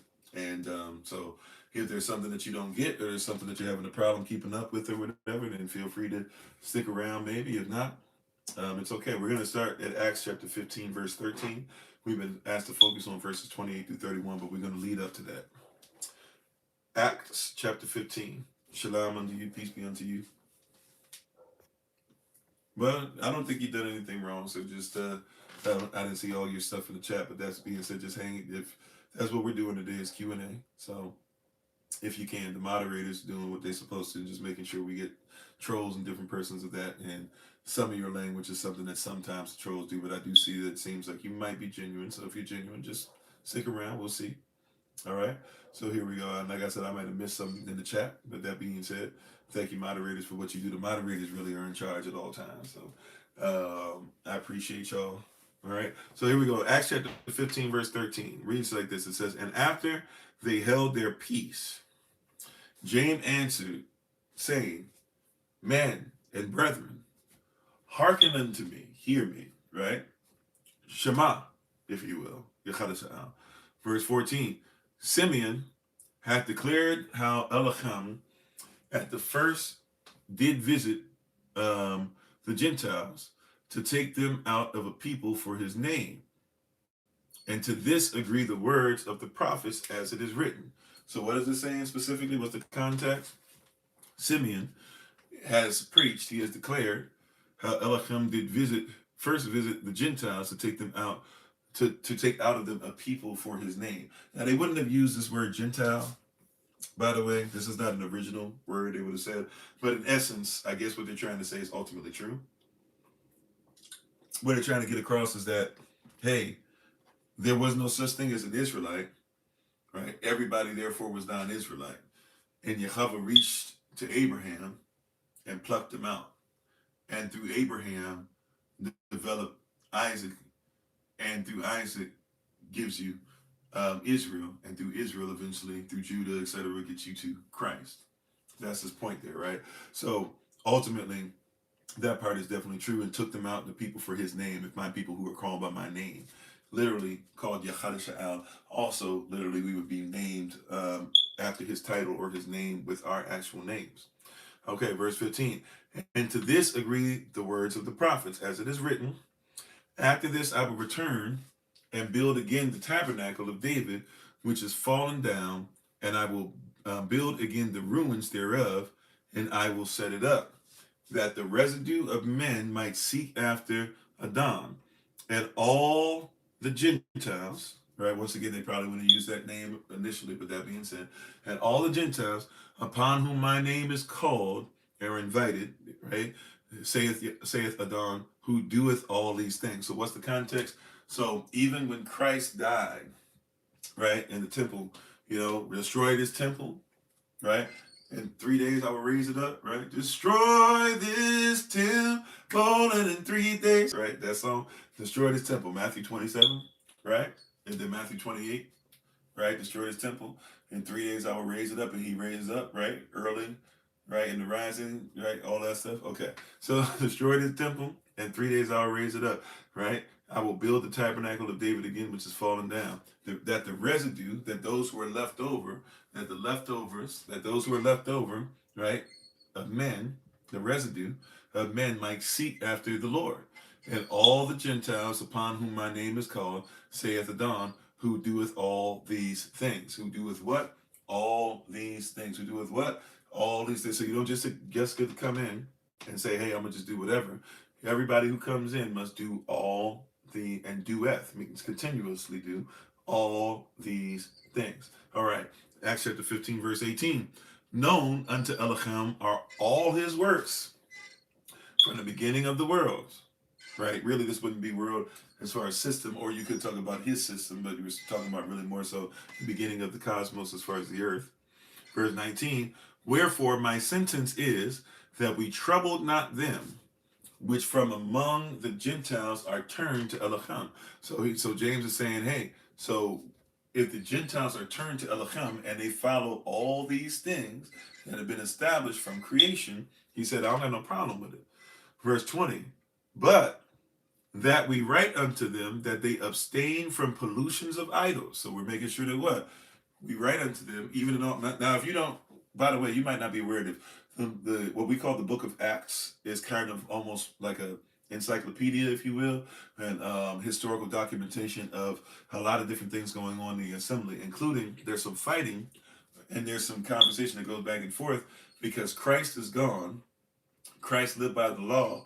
They still live by the law. They still preach the law. Matter of fact, Paul in Galatians chapter 2 is going to say that he made sure that what they were preaching, which was law, he was going to preach the same thing to the Gentiles as well. James is saying that he has no problem with this too, right? So, but they have a lot of issues that come up. Well, do they have to be circumcised? Well, circumcision of the heart is more important than circumcision of the flesh, but it doesn't mean that Timothy might not be circumcised, etc., right? So you're having a lot of things in the book when we talk about Acts of the Apostles. These are actions that were taken, but there's also a lot of discussion and debate that's happening at the same time, because although we might be further removed from what Christ has done for us, they're literally trying to figure out on the spot with help of Holy Spirit, but also sometimes trying to just figure out, hey, what do we keep? What do we not keep? What did Christ say? What's on your heart? Well, how do you handle this? Blah, blah. So that's what we're in the midst of, all right? So Acts chapter 15, verse 20. Right? How you doing, Sister Beverly? Grand rising to you. So Acts chapter 15, verse 20, it says, but that we write unto them that they abstain from pollutions of idols. So he said we still got to make it a point to tell them that while we're writing these epistles, while we're preaching this word, let us make sure that they know better than to do to have idol worship, and from fornication. We just talked about fornication, false images of marriage. They have different beliefs as far as marriage is concerned. Some of them believe that you can be bisexual, right? Especially if you're talking about Greco-Roman times, right? Some of them believe that a man can be married to a man, or even if you look at the history of some of the Caesars and stuff, and how one in particular, I can't recall which one, but how one of them lost his sister who was his wife, and then therefore decided he wanted to have one that looked just like his sister. He found a young boy that the resemblance was striking, and he over time turned him into a woman, including, eventually castrating the boy. And and the boy went crazy, and then he was kind of every new dynasty or every new Caesar that came in after that. I don't know if he eventually took his own life. I think he did or something, or eventually was off by somebody. But every Caesar that came in was so like intrigued by him that they kept him around and kept allowing him to live this rich lifestyle.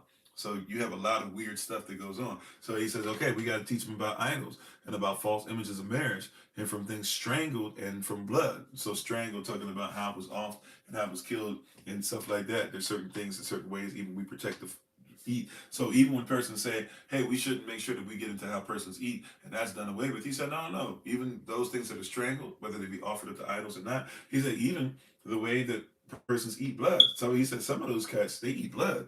We need to make sure that they know they're not supposed to eat blood. So as much as we keep being told we don't follow the law, we see very clearly here there's some things being said. Watch this. Verse 21, for Moses of old time hath in every city them that preach him. Wait a minute. For Moses of old time, so back in the day, Moses hath in every city them that preach him, being read in the synagogues every Shabbat. He said every Shabbat we read the law. He said they should read it too. Does anybody have anything different in their Bible? We still headed where you asked, Sister Tia. Does anybody have anything in the Bible? You said like steak rare or medium rare, as long as there's no blood. I don't really know. Well, if it's rare, I guess if it's too rare, it would have blood in it, right? But depending, I guess, how the meat is kept, right, or how the meat is presented. But we want zero blood. That's the goal. Zero blood in there, right? But he's saying, but this is what James is talking about, right? And he's agreeing with some of the stuff that was spoken before. So he's saying, hey, I don't have no problems with Gentiles coming in, this and that. He said that stuff is there, blah, blah. Yeah, I normally just get it well done. All right, thank you, Sister Shima. That's what I should have said. I normally just get it well done. Right, that way I ain't got to worry about that stuff. That being said, but it says, for Moses of old time hath in every city them that preach him, being read in the synagogues to Shabbat every day. Verse 22. Then pleased it the apostles and elders, right? Presents parasites and stuff as well. I'm on. So then pleased it the apostles and elders with the whole assembly to send chosen men of their own company to Antioch with Paul and Barnabas, right? So this means that same Paul, same Barnabas, who had showed up with Titus in Galatians 2, to make sure that they're preaching the same message that James, Peter, and John are preaching to who? To Israel. They got to preach the same thing to those who are going to be grafted in. We'll just keep going with what they rate here, Gentiles, right? Okay. So namely who? Judas, surnamed Barsabbas, which his name would have been really Judah, and Silas, chief men among the brethren. All right, verse 23, and they wrote letters by them after this manner. And the apostles, the apostles and the elders and brethren send greeting unto the brethren which are of the Gentiles of Antioch and Syria and Cilicia. For as much as we have heard that certain which went out from us have troubled you with words, subverting your souls, saying, ye must be circumcised and keep the law, to whom we gave no such commandment. It seemed to bow unto us being assembled, right? Now just roll me for a second. It seemed to bow unto us being assembled, that one accord to send chosen men unto you with our beloved Barnabas and Paul, men that had hazarded their lives for the name of Adon Yechashveh Mashachi. We have sent therefore Judas and Silas, who shall tell you Judas and Silas, who shall also tell you the same things by mouth. All right, so now we're about to get into what you asked about, but let's just put a pin in that, verse 27. So basically, the apostles have just had an argument, and not even an argument, I guess, but they're having, maybe an argument, maybe a debate, but they're trying to come to agreement. Hey, can we preach to the Gentiles? What should we tell them? Should they not have to deal with the law? And we see right here from James, where James says, hey, I have no problem with them coming in. We should have no problem with them coming in, but they should do what? Be obedient to the law. They should eat things the same way we eat. They shouldn't be strangling certain food and stuff like that to get it ready for consumption. They shouldn't be eating things that are sacrificed to idols, right? They shouldn't have any idol worship. he goes through a litany of things. He says, hey, they should, every Sabbath, we take time out to read. So the Sabbath is something that they say, like we should make sure in every Sabbath, hey, in every synagogue, we still make sure we hear the law of Moses. So by the way, that means they're still going to synagogues after Christ is gone. And some of you might not recognize this, but the disciples still go to temple. It's in your Bible. They still go to temple as well, even after Christ. So there's he's saying he's saying this and that or whatever. But watch this. He even makes it a point to say what we just read, that Paul had already been sent, right, with Barnabas, and they had already been sent and preached the word, and we know that they preached the same word that we preach. As a matter of fact, we sent Paul, as Paul has already said, right, in another epistle later on. He said, we have sent Paul. That's what James says. He said, we've already sent Paul out, and Paul preached what we preach. And then he said, it's somebody else who came to you guys and began to start preaching until we did not send. We did not send this person who said that you do not have to ever worry about the law. I'm sorry, let me make sure I say this correct. Blah, blah, blah. Okay. Acts chapter 15, verse 24. For as much as we have heard, so we've heard from sources, that certain which went out from us have troubled you with words. Not Paul and Silas, or sorry, not Paul, right, and who we sent out, right, but others. So I had that wrong. Others who we did send out besides Paul, not Paul, but persons besides Paul who were sent out, right, have troubled you with words, subverting your souls, saying, ye be circumcised and keep the law, to whom gave no such commandment. Now watch this. Hold on. What is it saying? Because if we don't read this correct, this is Old English now. We got to read this right. I know somebody just missed that. Thank you, Holy Spirit, for bringing that up. This is Old English. Let's read it again. Ye must be circumcised. Well, let's read the whole thing. Sorry. For as much as we have heard, the certain which went out from us have troubled you with words, subverting your souls, saying, ye must be circumcised and keep the law, to whom we gave no such commandment. Verse 25, it seemed to bow unto us, being assembled with one accord, to send chosen men unto you with our beloved Barnabas and Paul. So he's saying these men were sent, and these men are having issues with, like, hey, if they're not circumcised and if they don't know all the laws, then they shouldn't be able to learn, and they shouldn't be able to learn how to worship. They shouldn't be allowed to worship, versus giving them a chance to do so. He says, we thought that they would preach the same thing that Paul and Barnabas did, which is not for you to never listen to the law, but for you to have an opportunity to become who you're supposed to become. He said, verse 26, men have hazarded their life. Paul and Barnabas have hazarded, they put their lives in danger for the name of Christ. We have therefore now, what are we doing? We have therefore sent, we're now sending Judah and Silas, who shall also tell you the same things by mouth. So the same thing Paul was teaching you, and Barnabas were teaching you, we're now going to send Silas, and we're going to send Judah, to make sure that you're getting the same exact message that Paul and them sent. Whatever the other persons were sending you is not correct. So now watch this, verse 28 through 31. Verse 28, Acts 15:28. For it seemed to Ba at Ravak HaKodash and unto us to lay upon you no greater burden than these necessary things. Right now, the necessary, you're a babe. You're a baby in this. Okay? You are a baby. You're a little baby in the Lord. You just born again, so to speak. Or maybe you know, or well, let's just say you just born again. You're not even toddling yet. We're giving you the necessity. There's more to come. But here's the necessity. You ready? That ye abstain from meats offered to idols, and from blood, and from things strangled, and from false image of marriage, fornication, and from whom if ye keep yourselves, ye shall do well. Fare ye well. If you keep those things now, if you have nothing else right now but that,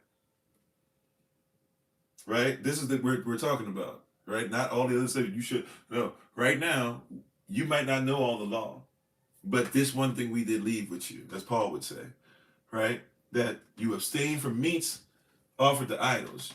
you can at least start there and make sure that you're not eating blood and you're not, and from things that strangled, right? And sometimes even that can mean sometimes they're eating dead persons, right?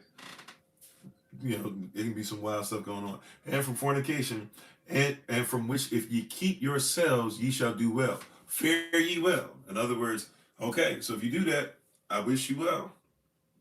You will do well if you keep these commandments. Do well, please. Right, is what he's saying. All right. Now, verse 30. So when they were dismissed, they came to Antioch, and they had gathered the multitude together. They delivered the epistle. They wrote this out. James, what he said was also written out. They got there and they gave him what was written. Verse 31, which when they had read, they rejoiced for the consolation. By the way, let's look up the word they're using here for consolation real quick. They rejoiced for the consolation, right? Which is actually paraklesis, right? I believe paraklesis, and it's talking about the calling or the invitation, the exhortation, the admonition, the encouragement. Even they were encouraged by this. They were encouraged. They were starting to halfway. They were losing their way. They were starting to think, "What are we going to do?" They weren't. They were off track. So they could have taken this some kind of way, but instead they rejoiced for the encouragement to keep on going and to do what they were told to do. Verse 32, and Judas and Silas being prophets also themselves. Once again, these would be priests. These would be men of the cloth, right there. We call them apostles and different things like that now because that's a Greek word, apostolos, but they would be priests, right? So these men, so it makes it a point to tell you that and Judas and Silas being prophets also themselves exhorted the brethren with many words and confirmed them. So they gave him even preaching to go along with the letter that was given, right? And did so as prophets, did so as priests, did so as Levi, did so as persons who go back to the I'm sorry, I'm having a moment. I'm trying to call him the wrong name, not Methuselah, but who did Abraham give the tithe to? Melchizedek, or Malachi Sadak, right? But back to Melchizedek. Okay. So, and after they tarried after their space, they were let go in peace and from the brethren unto the apostles. Right? So after they gave this, they came there, they put stuff in order, and then once they did that, then they were able to go back to the apostles in peace. So I'm not sure, did that answer it, Sister Tia? I'm not sure if there was something specific out of all that. I want to make sure that I try to be a little thorough in that. But prayerfully that answered the question for you. And if not, just let me know. And we'll try to figure out how to be more specific, or was there something else that you had heard regarding that?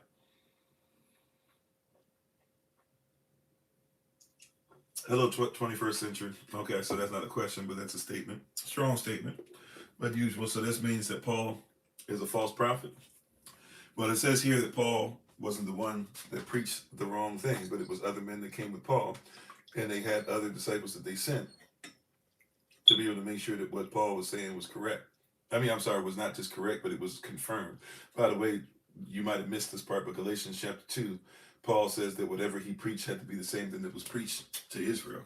Paul is also the same one in Romans chapter 3, verse 1 and 2 says that there is an advantage to being circumcised and to being Israel. Paul is also the same one who circumcised Timothy, right? Who was part Israel as well, if you need that part.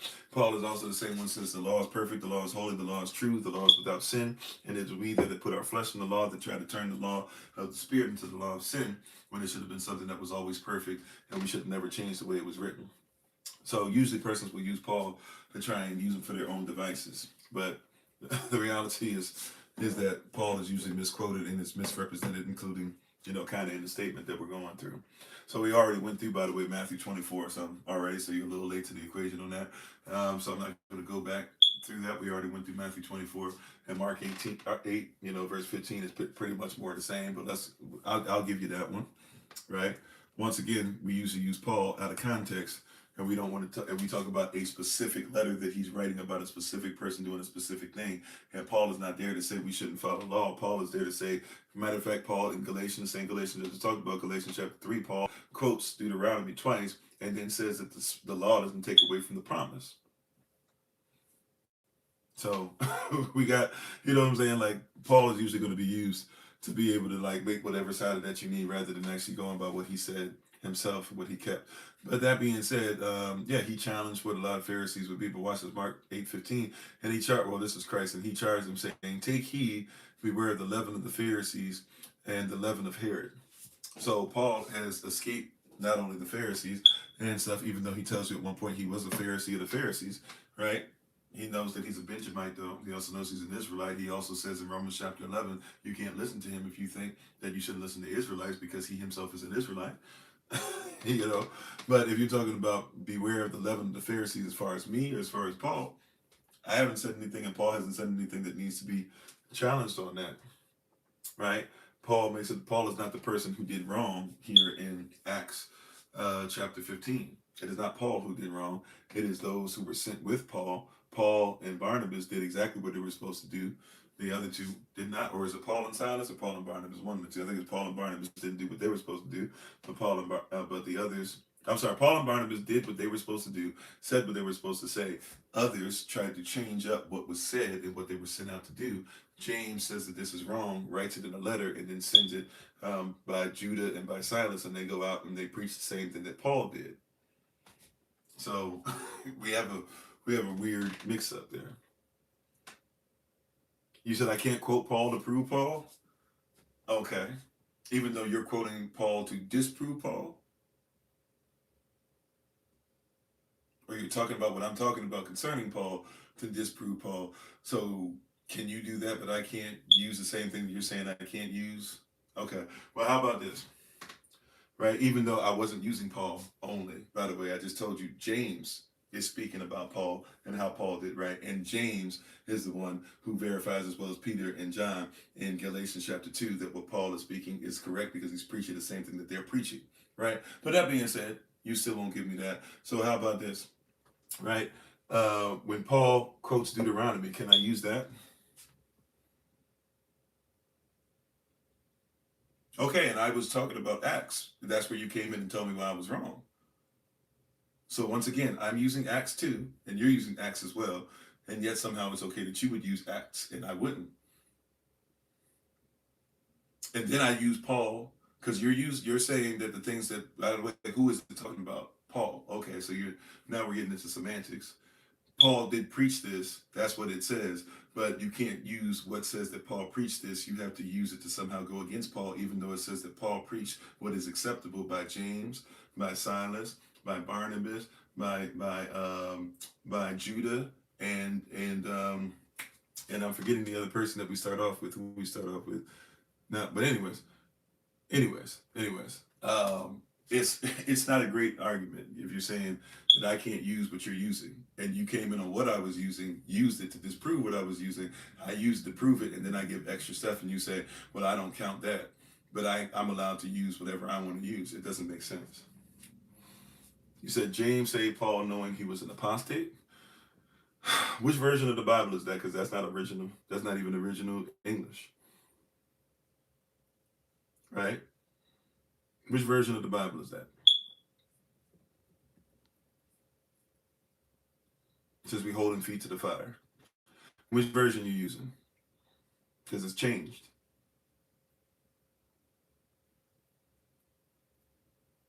No, not any. Then pleased the apostles and elders, the whole assembly, to send chosen men of their own company to Antioch with Paul and Barnabas. Right before that, Moses preached in every assembly, things like that, but it wasn't talking about Paul. So where is it talking about he's an apostate? Right there, what I was talking about. I don't see the word. So which version are you using once again? Are you talking about what you feel about him?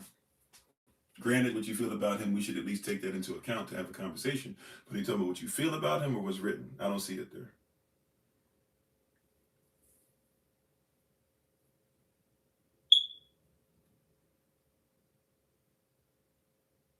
Are you going off of what's in your heart because of what you heard or what you read, what you studied for yourself?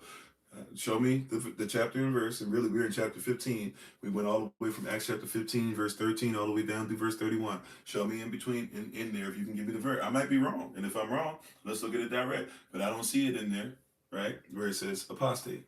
So you said any version. I got two versions up right now.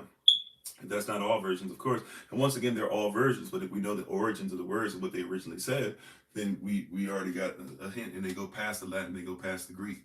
So if you're telling me something, even in the Latin or Greek versions or English version, or whatever, then show me the chapter and verse. We're in chapter 15. You got verses 13 through 21. Where does it say Paul is an apostate?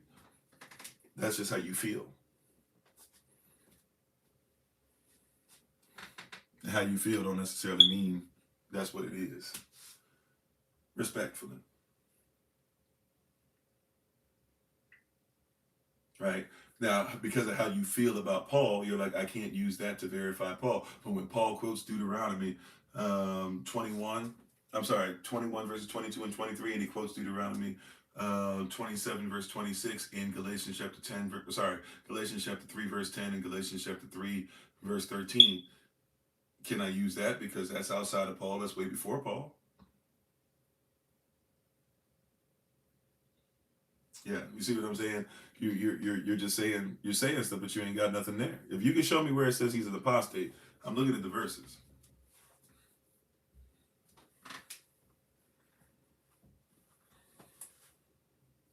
Okay, you can't, right?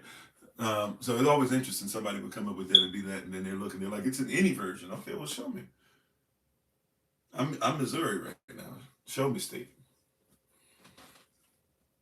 Okay, hold on. Acts 21:21 proves. Okay, we already just talked about that. But by the way, okay, Acts 21:21. For Moses of old hath hath in every city of them that preach him being read in the synagogues every Shabbat.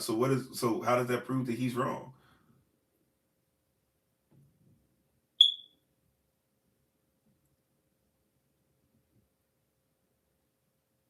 Paul wasn't the one who preached against that. It was the persons who were sent with Paul. They had two others go and preach the same thing that Paul had preached. They agreed with Paul. You said forward. Okay, forward where? Once again, okay, never mind. Look, you might even be correct. Who knows? I don't think so. But let's say you're correct. You're not apologetically sound. You're saying I've got to stop everything because you heard what I was saying. I have a bunch of reference points. But by the way, we're not all Paul.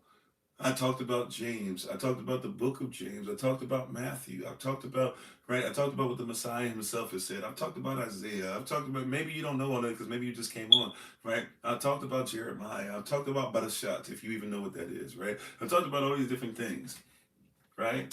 And so, yeah, but in this particular instance, we focused in on this. But even within that, I mentioned quite a few of those. The only thing that you can give me is that you don't like what I said about it. You told me that it said he was an apostate. Now all of a sudden you're saying, no, verse 21 proves. Okay, so it doesn't say he's an apostate. So then you say it shows me everywhere forward. Okay, show me. Paul says in Galatians that, see, this is why you're saying Paul's an apostate based off of everything he did and everything he said. But then when I use what Paul said, you tell me I'm not allowed to use Paul. Either you don't know how an argument works, right? Right? Brother, sister, I'm not sure which. But either you are not aware how an argument works, or you don't know how to present your argument. If you tell me that everything that happened after this, Paul is guilty because of Acts 21, or I'm sorry, you are saying Acts 21:21, so we can go to Acts 21. But you say from Acts 21:21 onward, right? That Paul is guilty. And then I say, well, let's look at what Paul said and did. And you're like, no, you can't use Paul to prove it. Well, you can't use Paul then at all. You can't even use anything to talk about Paul. Verse 21, and they informed, so watch this, we're doing one verse. Let's go back to verse 17. And when they were come to Jerusalem, so Acts 21:17, and when they were come to Jerusalem, the brethren received us gladly. And the day following, Paul went in with us unto James, and all the elders were present. And when he had saluted them, I'm sorry. Yeah. So, and by the way, this is also goes with Galatians. So we're not supposed to just read this only by itself without any other stuff where we can actually see what happened too, right? There's other places we can verify what happened, but you would say we can't use it. So this is when it becomes something where it can only be what you can do, and we won't be holy or holistic. But let's keep going. And the day that they went, Paul and James and all the elders were present. Verse 19, and when he had saluted them, he declared particularly that the things that Elohim had wrought among the Gentiles by his ministry. And when they heard it, they glorified Adam and said unto him, Thou seest, brother, how many thousands of Hebrews, which are, or Jews, excuse me, Yehavada, Yehudi, Judah, much of Judah, Jews, thousands of them, which are believed, and they are zealous of the law. And they are informed of thee, that thou teachest all the Jews which are among the Gentiles to forsake Moses, saying that they ought to not circumcise their children, neither walk after their customs. Verse 22, was it therefore the multitude must needs come together, for they will hear that thou art come. Verse 23, do therefore this that we say to thee. We have 4 men which have a vow on them. Take and purify thyself with them, and be at charges with them, that they may shave their heads, and all know that all these things whereof were informed concerning thee are nothing, but that thou thyself also walkest orderly, and keepest the law. As touching the Gentiles which believe, we have written and concluded that they observe no such thing, save only that they keep themselves from things offered to idols, and from blood, and strangled, and from fornication. Then Paul took the men, and the next day, purifying himself with them, entered into the temple to signify the accomplishment of the days of purification, until that an offering should be offered, offered for every one of them. Right now, so then after that, we go to where Paul is seized. So what does all that say within context? Paul is being accused much later, after we talk about this, but Paul had already agreed, and Galatians, he had already agreed, and everybody agreed with what was being preached. And they say, hey, Paul, you have this thing on you, this stigma on you. Everybody thinks that because you're preaching to the Gentiles, you're telling them that the law doesn't matter, they don't have to follow it, this and that, or whatever. There's 4 brethren already that are in need of making sure that they cleanse or whatever. Just go through the cleansing process with them and everything, so we can make sure. It says we have needs that we all need to come together. Now, somebody might say, well, see, that proves that Paul is guilty. But Paul himself has done something that you might not want to bring up, which is he's circumcised Timothy. What does that mean? What does that even mean? Why is that important? Paul circumcised Timothy. Why did Paul circumcise Timothy? Okay, time out. I'm reading the stuff that you said, and I'm reading it within context. Cool, no problem. Right? Now watch this. Watch this. Why did Paul circumcise Timothy? Help me. Help me with that. 21st century Messiah. Why did Paul circumcise Timothy? Did he circumcise Timothy because Timothy needed to be circumcised to believe in the Most High? Why did Paul circumcise Timothy? Are you aware that Paul circumcised Timothy? And if so, why did Paul circumcise Timothy?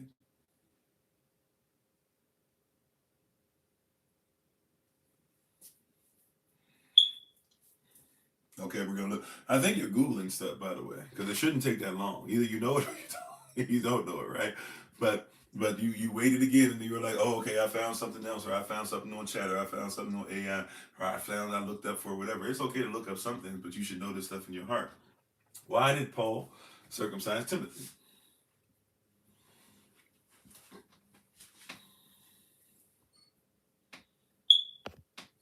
Right? Yeah, they run because I just read it. I read it in context. You like to give me one verse. I just read in context. Why did Paul circumcise Timothy? I'll help you out, right? Because you didn't give me an answer. Paul circumcises Timothy not because Timothy didn't believe, right? Paul circumcised Timothy because there were persons that were uneasy. He was half Hebrew, and half Greek. His mother was Hebrew. His father was Greek. He had been raised by Paul. Paul had raised him since he was, since a child. He knew his mother. He knows his grandmother. And there are certain persons that in certain places they're going where he knows persons might even try to come at Timothy, but they have business to do. They have certain things they're supposed to be. They need to be able to get into certain places.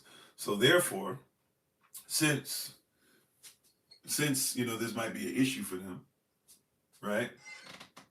You were slow but correct. Okay, that doesn't mean that I'm incorrect. And once again, I didn't say you're slow, but you're not answering. You don't have to make a straw man. I asked for an answer. The reason why he's circumcised is to make sure that persons are put at ease. So here you have a similar situation, right? It says persons think that because you speak to Gentiles, you must be somebody who is telling them that the law doesn't matter. It didn't say Paul said, it says that's what everybody thinks. And so it says, so therefore, we need to make sure all of us are on one account in one accord. So instead of having this huge fuss that's about to rip us apart, Paul, are you willing to just make a sacrifice and just go through a cleansing process, right? And then, we'll do an offering as well. And that way, right, those who say that you got to do an offering, everything will be okay. And by the way, question for you, because here's another thing, this is when it gets personal, right? I'm not making it personal as far as you, but I'm saying as far as personal, as far as your relationship. If Paul was wrong and needed to do an offering, which by the way, the Messiah has already been an offering, but Paul goes through this anyways, right? Do you still give offerings? Because the persons that you're saying are correct in this equation would require that if you did something wrong and it would cause the assembly to split up, that you would do an offering. So question, to make sure that we're not split on things, would you offer up something, and would you shave yourself bald, and would you make sure that we would put certain things on you in front of everybody, so that even if you don't agree that you said anything wrong, would you go through that? Would you be a living sacrifice? Would you make sure that you give a sacrifice upon an altar that's built correctly? Or do you think that there's something that's unnecessary about that? Do you think Paul possibly did something unnecessary as far as, hey, Yahashua is displeased with me, but if it means that we'll come together, I'll go ahead and do it, which is the context. Would that be something positive or something negative? Is that him being a living sacrifice, living by his own words, or him changing up his word again? Right? I mean, there's a bunch of ways we can go. I'm not asking you to be slow or fast. I'm asking you to be correct and be willing to make correction. You're willing to correct me as long as, you can be brash and right, but you know that there's things that I'm saying that your arguments is beginning to dwindle a little bit. And you're giving me particular verses without context, and then not even wanting to bring any other verses of other letters that speak about the same thing. Right? Don't try to be right, be righteous. If I'm wrong about something, I'm wrong about something. Right? And I made sure, because you kept bringing up Acts 21:21, even though the conversation was boom, right? I went to Mark, even though that was to basically kind of get at me and dig at me. I read that, cool. I even went to where you wanted to go. I've got it in context now. You said keep it simple. Does Paul lie? I just told you no. I've kept it simple. Now keep it simple. Did you lie about context, or did you even know about it?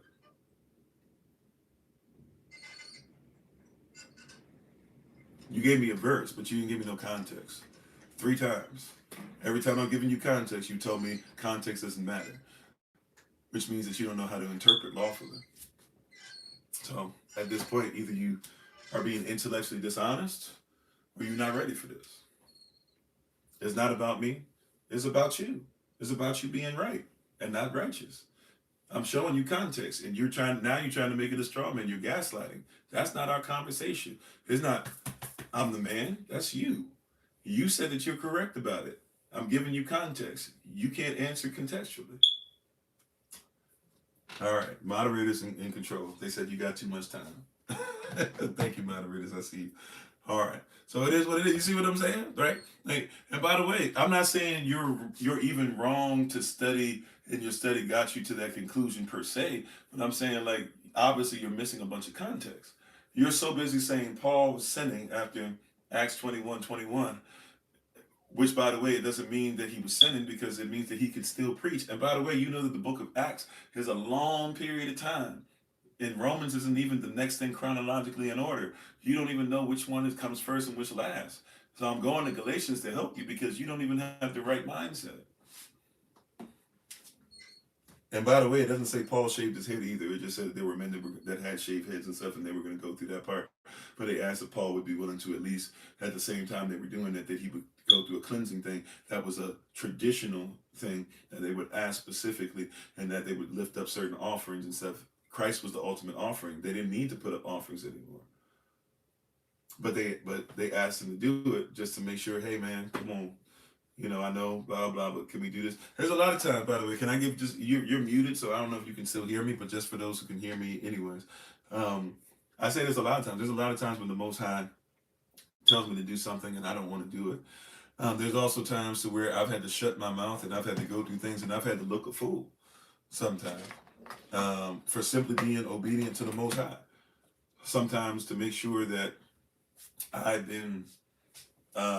sometimes I've had to take a lot of persons saying a lot of stuff about me and keep my mouth closed, or I've had to, eat it sometimes, just be like, okay, person is saying things about me that are false. Person is saying, I don't know this and I don't know that, and then come out later that, okay, I knew what I was talking about. And still after that, you don't get to do your 90-90 boo-boo, right? You still have to be like, all right, they're aware, but it's time to keep on moving, right? So just because somebody has to go through something, and even the Bible says you might have to look like a fool for your chashva, right? Even Isaiah had to preach naked. You brought up Isaiah. Isaiah had to, or well, you didn't. Somebody else did. Excuse me. Isaiah had to preach naked, but it doesn't mean that Isaiah wasn't a man of Yah, right? Like Elijah looked crazy when he was running away from Jezebel, but it doesn't mean he wasn't a man of Yah. There are times to where you're going to go through some things, whether it be because you make mistakes or sometimes just because you're actually doing what you're supposed to do. You're going to look a certain way. But I'm just telling you, you didn't one time give me any context, and every time I try to use anything for context, you immediately said, oh yeah, you don't know what you're talking about. Right? But once again, those who need Paul to be a liar to make the stuff work for them, you're usually only coming on extreme sides of the right and left, so to speak. For those of you who need Paul to be a liar, you will do everything you can to make sure that he's lying. Right? And if you're on the opposite, right, and those who are on the opposite side, if they need him to be somebody who was lawless and said we should never follow the law, he'll take him out of context too. If we just take Paul at what he says what he says. All right, anyways, any other questions, comments, and concerns? We're coming up towards the end. SBS. Right, so we're coming up towards the end. Much love to everybody, including those who are detractors or those who, can't stand what I'm saying or whatever. I haven't said anything outside the Bible, just like you feel that. You haven't. But if there be nothing else, I know we're getting up close to time. Normally we go a little bit longer on Fridays. I don't mind, but I don't see. I think we pretty much hit all these questions, comments, concerns, even the arguments, whatever. If the person comes back on and they're gonna keep the same argument, I'm kind of done with that. You need context, right? We do Q&A every other Thursday and Friday, by the way, so you can always come back. You can always come back on if need be, right? But this Thursday and Friday, we do it every other Thursday and Friday. I think I said that so, if you want to come back on a little bit, or even if you come back in the comments or whatever, depending on the day, depending on how much time I might have, maybe we can continue the conversation. But for today, I'm kind of done with it. You got to have context. You got to at least give me more than just this verse. And by the way, I like the fact you are coming up with verses. But when I give you context, and when I say, well, what about this? You can't tell me you're allowed to go. And by the way, it's really weird that you just told me we can't use Paul to prove Paul, but then you just use Paul to disprove Paul, 2 Corinthians. You're still doing the same thing. It's wild. Okay. Anyway, that's why we talked about last night. Make sure you can defend what you believe, because, this is just all over the place. All right, but I don't see any other questions, comments, or concerns coming up, so we're going to go ahead and take our leave. We'll go ahead and get ready to do a shout out. Thank you, everybody, for being on all the different platforms. And I really, really appreciate you all. I really, really do. We're honored to have you guys again. So for the rest of the evening, Sisters, you have women's weekly meeting at 7 p.m. New York time. And then we'll have our live session at 8 p.m. New York time. Tomorrow, we'll get right back into we've been technically in the Revelation series, but we'll get back to our Revelation chapter, what is that? Revelation chapter 6, verse 1. We'll focus on verses 1 and 2 tomorrow. So we're going to start going through these 4 horsemen. So we're going to take our time. Each horseman's going to get a whole day. That's how much we really got to dig deep into these horsemen, and also some things that are said about these horsemen that are not necessarily so. But I'm excited about that. So we'll start tomorrow. Then we'll have our podcast tomorrow. Then we'll have the Shabbat school for the babies tomorrow. Then we'll have our watch party. But we're going to do, once again, we're going to go right back. And I know we do it all the time, but we're going to go right back into Reclaiming the Throne. And we'll watch that as our watch party. And then after that, we'll do our international meeting. We're going to try to set it up on WhatsApp for those who would actually like to see and talk to some of the persons that are going to be coming on from other countries. Prayerfully, that'll work out the way it needs to. So look out for that on WhatsApp. And we're excited about that. And then